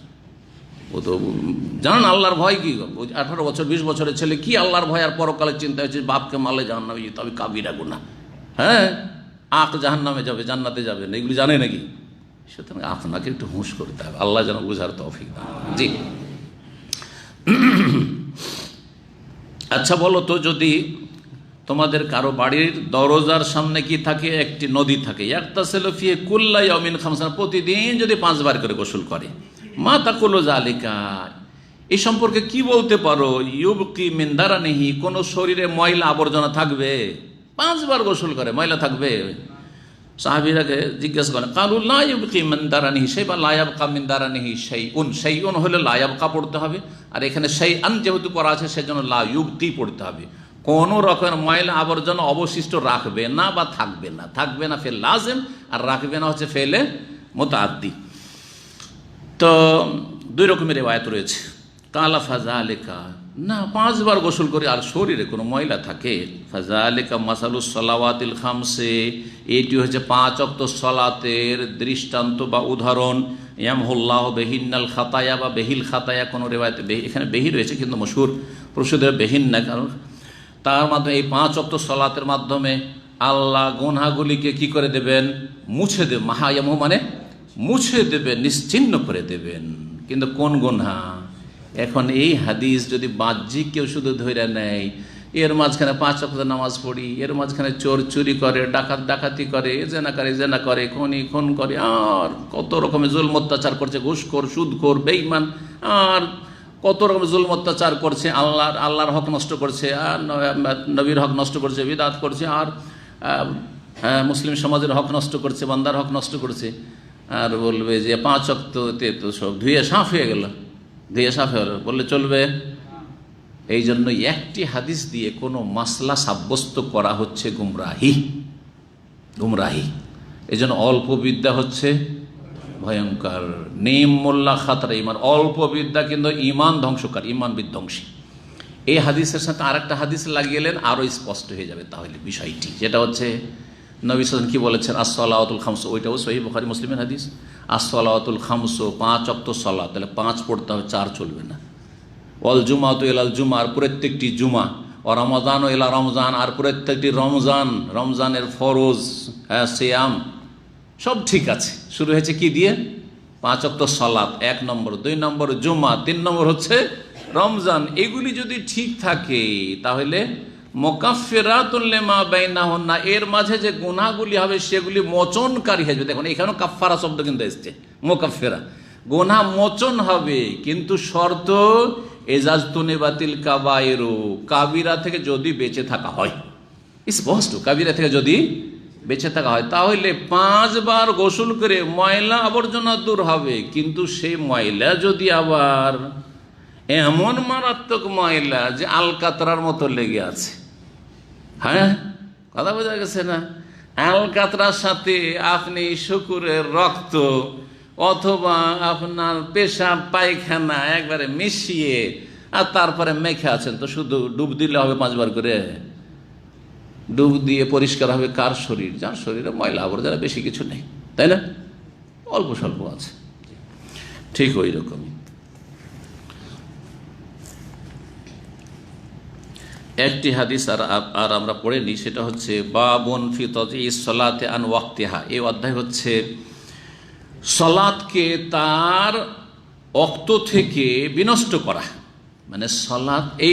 এই অধ্যায়টির অর্থ বাংলা বুখারী যাদের কাছে আছে, কার কাছে আছে কি ভুল লিখেছে, যে এই বাংলা বুখারীটা এখানে পাওয়া যাচ্ছে, আর আব্দুস সামাদ সাহেবের রাহিমাহুল্লাহ অনুবাদ, তাতে অধ্যায়ের অর্থ ভুল লেখা আছে।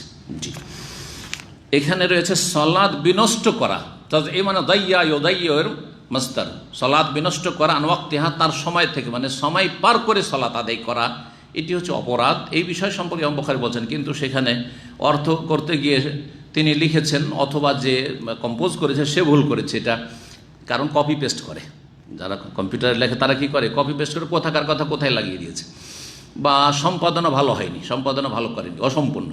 তো লিখেছে যে সালাত যথাসময়ে আদায় করা, যথাসময়ে আদায় করার কথা আছে না বিনষ্ট করার অপরাধের কথা আছে, তা শব্দের অর্থ করতে হবে, শব্দের অর্থ হয়নি। 529 নম্বর হাদিস, আনাস রাদিয়াল্লাহু তাআলা আনহু বর্ণনাকারী, তিনি শেষ জামানায় কোথায় থাকতেন? ইবনে মাসউদের কথা তো বললেন, দেখি আনাসের কথা কে বলতে পারে? আনাস রাদিয়াল্লাহু তাআলা আনহুর বাড়ি কোথায় ছিল শেষ যুগে? নবী সাল্লাল্লাহু খাদেম। সবাই চুপ। বাসরা, বাসরা, কুফা হয়ে গেল। কুফা ছিল কুফা ইবনে মাসউদ আর বাসরায়।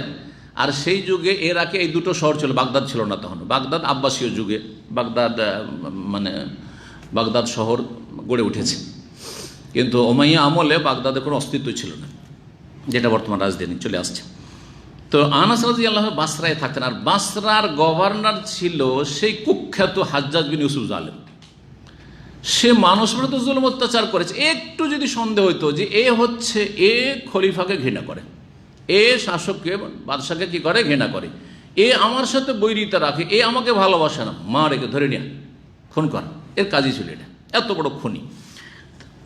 আল্লাহর হক নষ্ট করেছে। সে ঘুমিয়ে থাকতো, এই জোহর পর খেয়ে দেখ কাইরুল্লাহ ঘুমিয়ে গেল, মাগরিবের আধা ঘন্টা আগে উঠে আসর পড়ছে হয়তো বা 1 ঘন্টা আগে।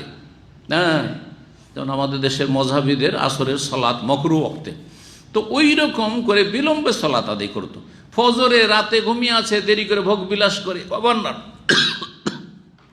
শুয়েছে, ফজর ফর্সা হয়ে যাচ্ছে, আদায় করেন না। আর উমাইয়াদের সম্পর্কে বলেছিলাম, উমাইয়াদের শাসকরা কি করতো, তারা নিজেরাই এমামতি করতো। যতক্ষণ গভর্নর না আসবে এমামতি হবে না, কারো সাহসও নেই যে এমামতি করবে। জি,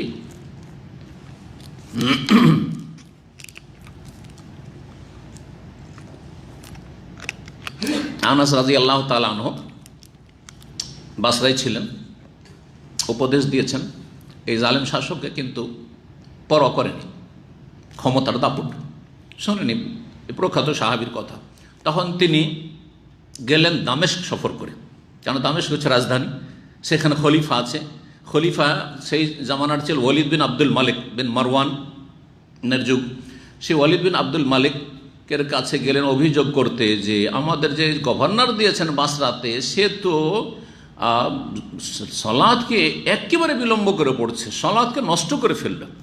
এই অভিযোগ সম্পর্কে দুটো হাদিস আছে, খুব মজার হাদিস শুনবেন, কিন্তু জনগণের কাছে নয়।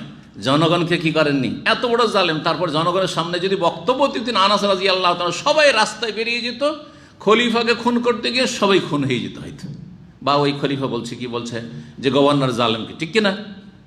সেই জন্য যেটাতে ফাসাদ সৃষ্টি হবে, ফিতনা হবে, সেই কাজ করেননি, দেশে বিদ্রোহ ঘোষণা করেননি, গিয়েছেন খলিফার কাছে গিয়ে হক কথাটা বলে আসি, যাতে করে খলিফার মাধ্যমে এর সংশোধন করা সম্ভব হয়। আনাস রাদিয়াল্লাহু তাআলা আনহু বলছেন, মা আরিফু শাইআন মিম্মা কানা আলা আহদিন নবী সাল্লাল্লাহু আলাইহি ওয়াসাল্লাম, আমি কোনো কিছুই পাচ্ছি না, কোনো কিছুই পাচ্ছি না।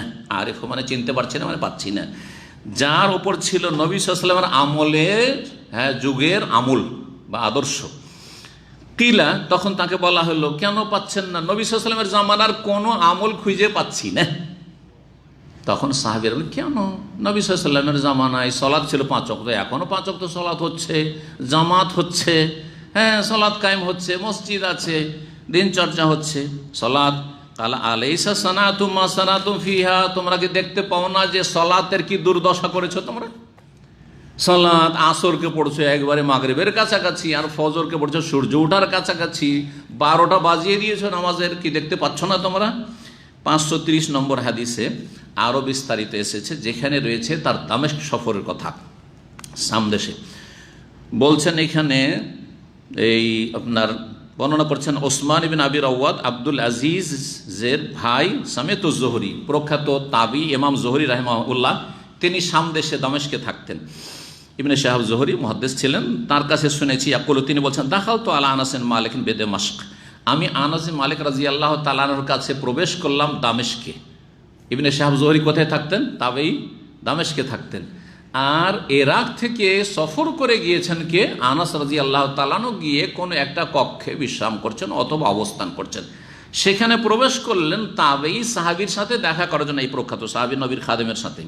ওয়াহয়াব কি, গিয়ে দেখি যে আনাস রাদিয়াল্লাহু তাআলা আনহু কাঁদছেন, কান্না করছেন। আল্লাহু আকবার, কান্না করছেন, নিজের পরিবারের জন্য নয়, সংসারের জন্য নয়, দিনের জন্য কান্না করছেন। ফাকুলতু লাহু, তখন তাকে বললাম, মায়ুব কি, কেন আপনি কান্না করছেন, কি হয়েছে, কি ব্যাপার? ফাকালা, তখন বলছেন দুঃখ করে, লা আরিফু শাইআন মিম্মা আদরাকতু ইল্লা হাযিহিস সালাহ, আমি কোনো কিছুই খুঁজে পাচ্ছি না নবী সাল্লাল্লাহু আলাইহি ওয়াসাল্লামের আদর্শের, সেই জামানার আদর্শের, একমাত্র এই সালাত ছাড়া, নামাজ ছাড়া কোনো রকম 5 ওয়াক্ত নামাজ মুসলিমরা পড়ছে।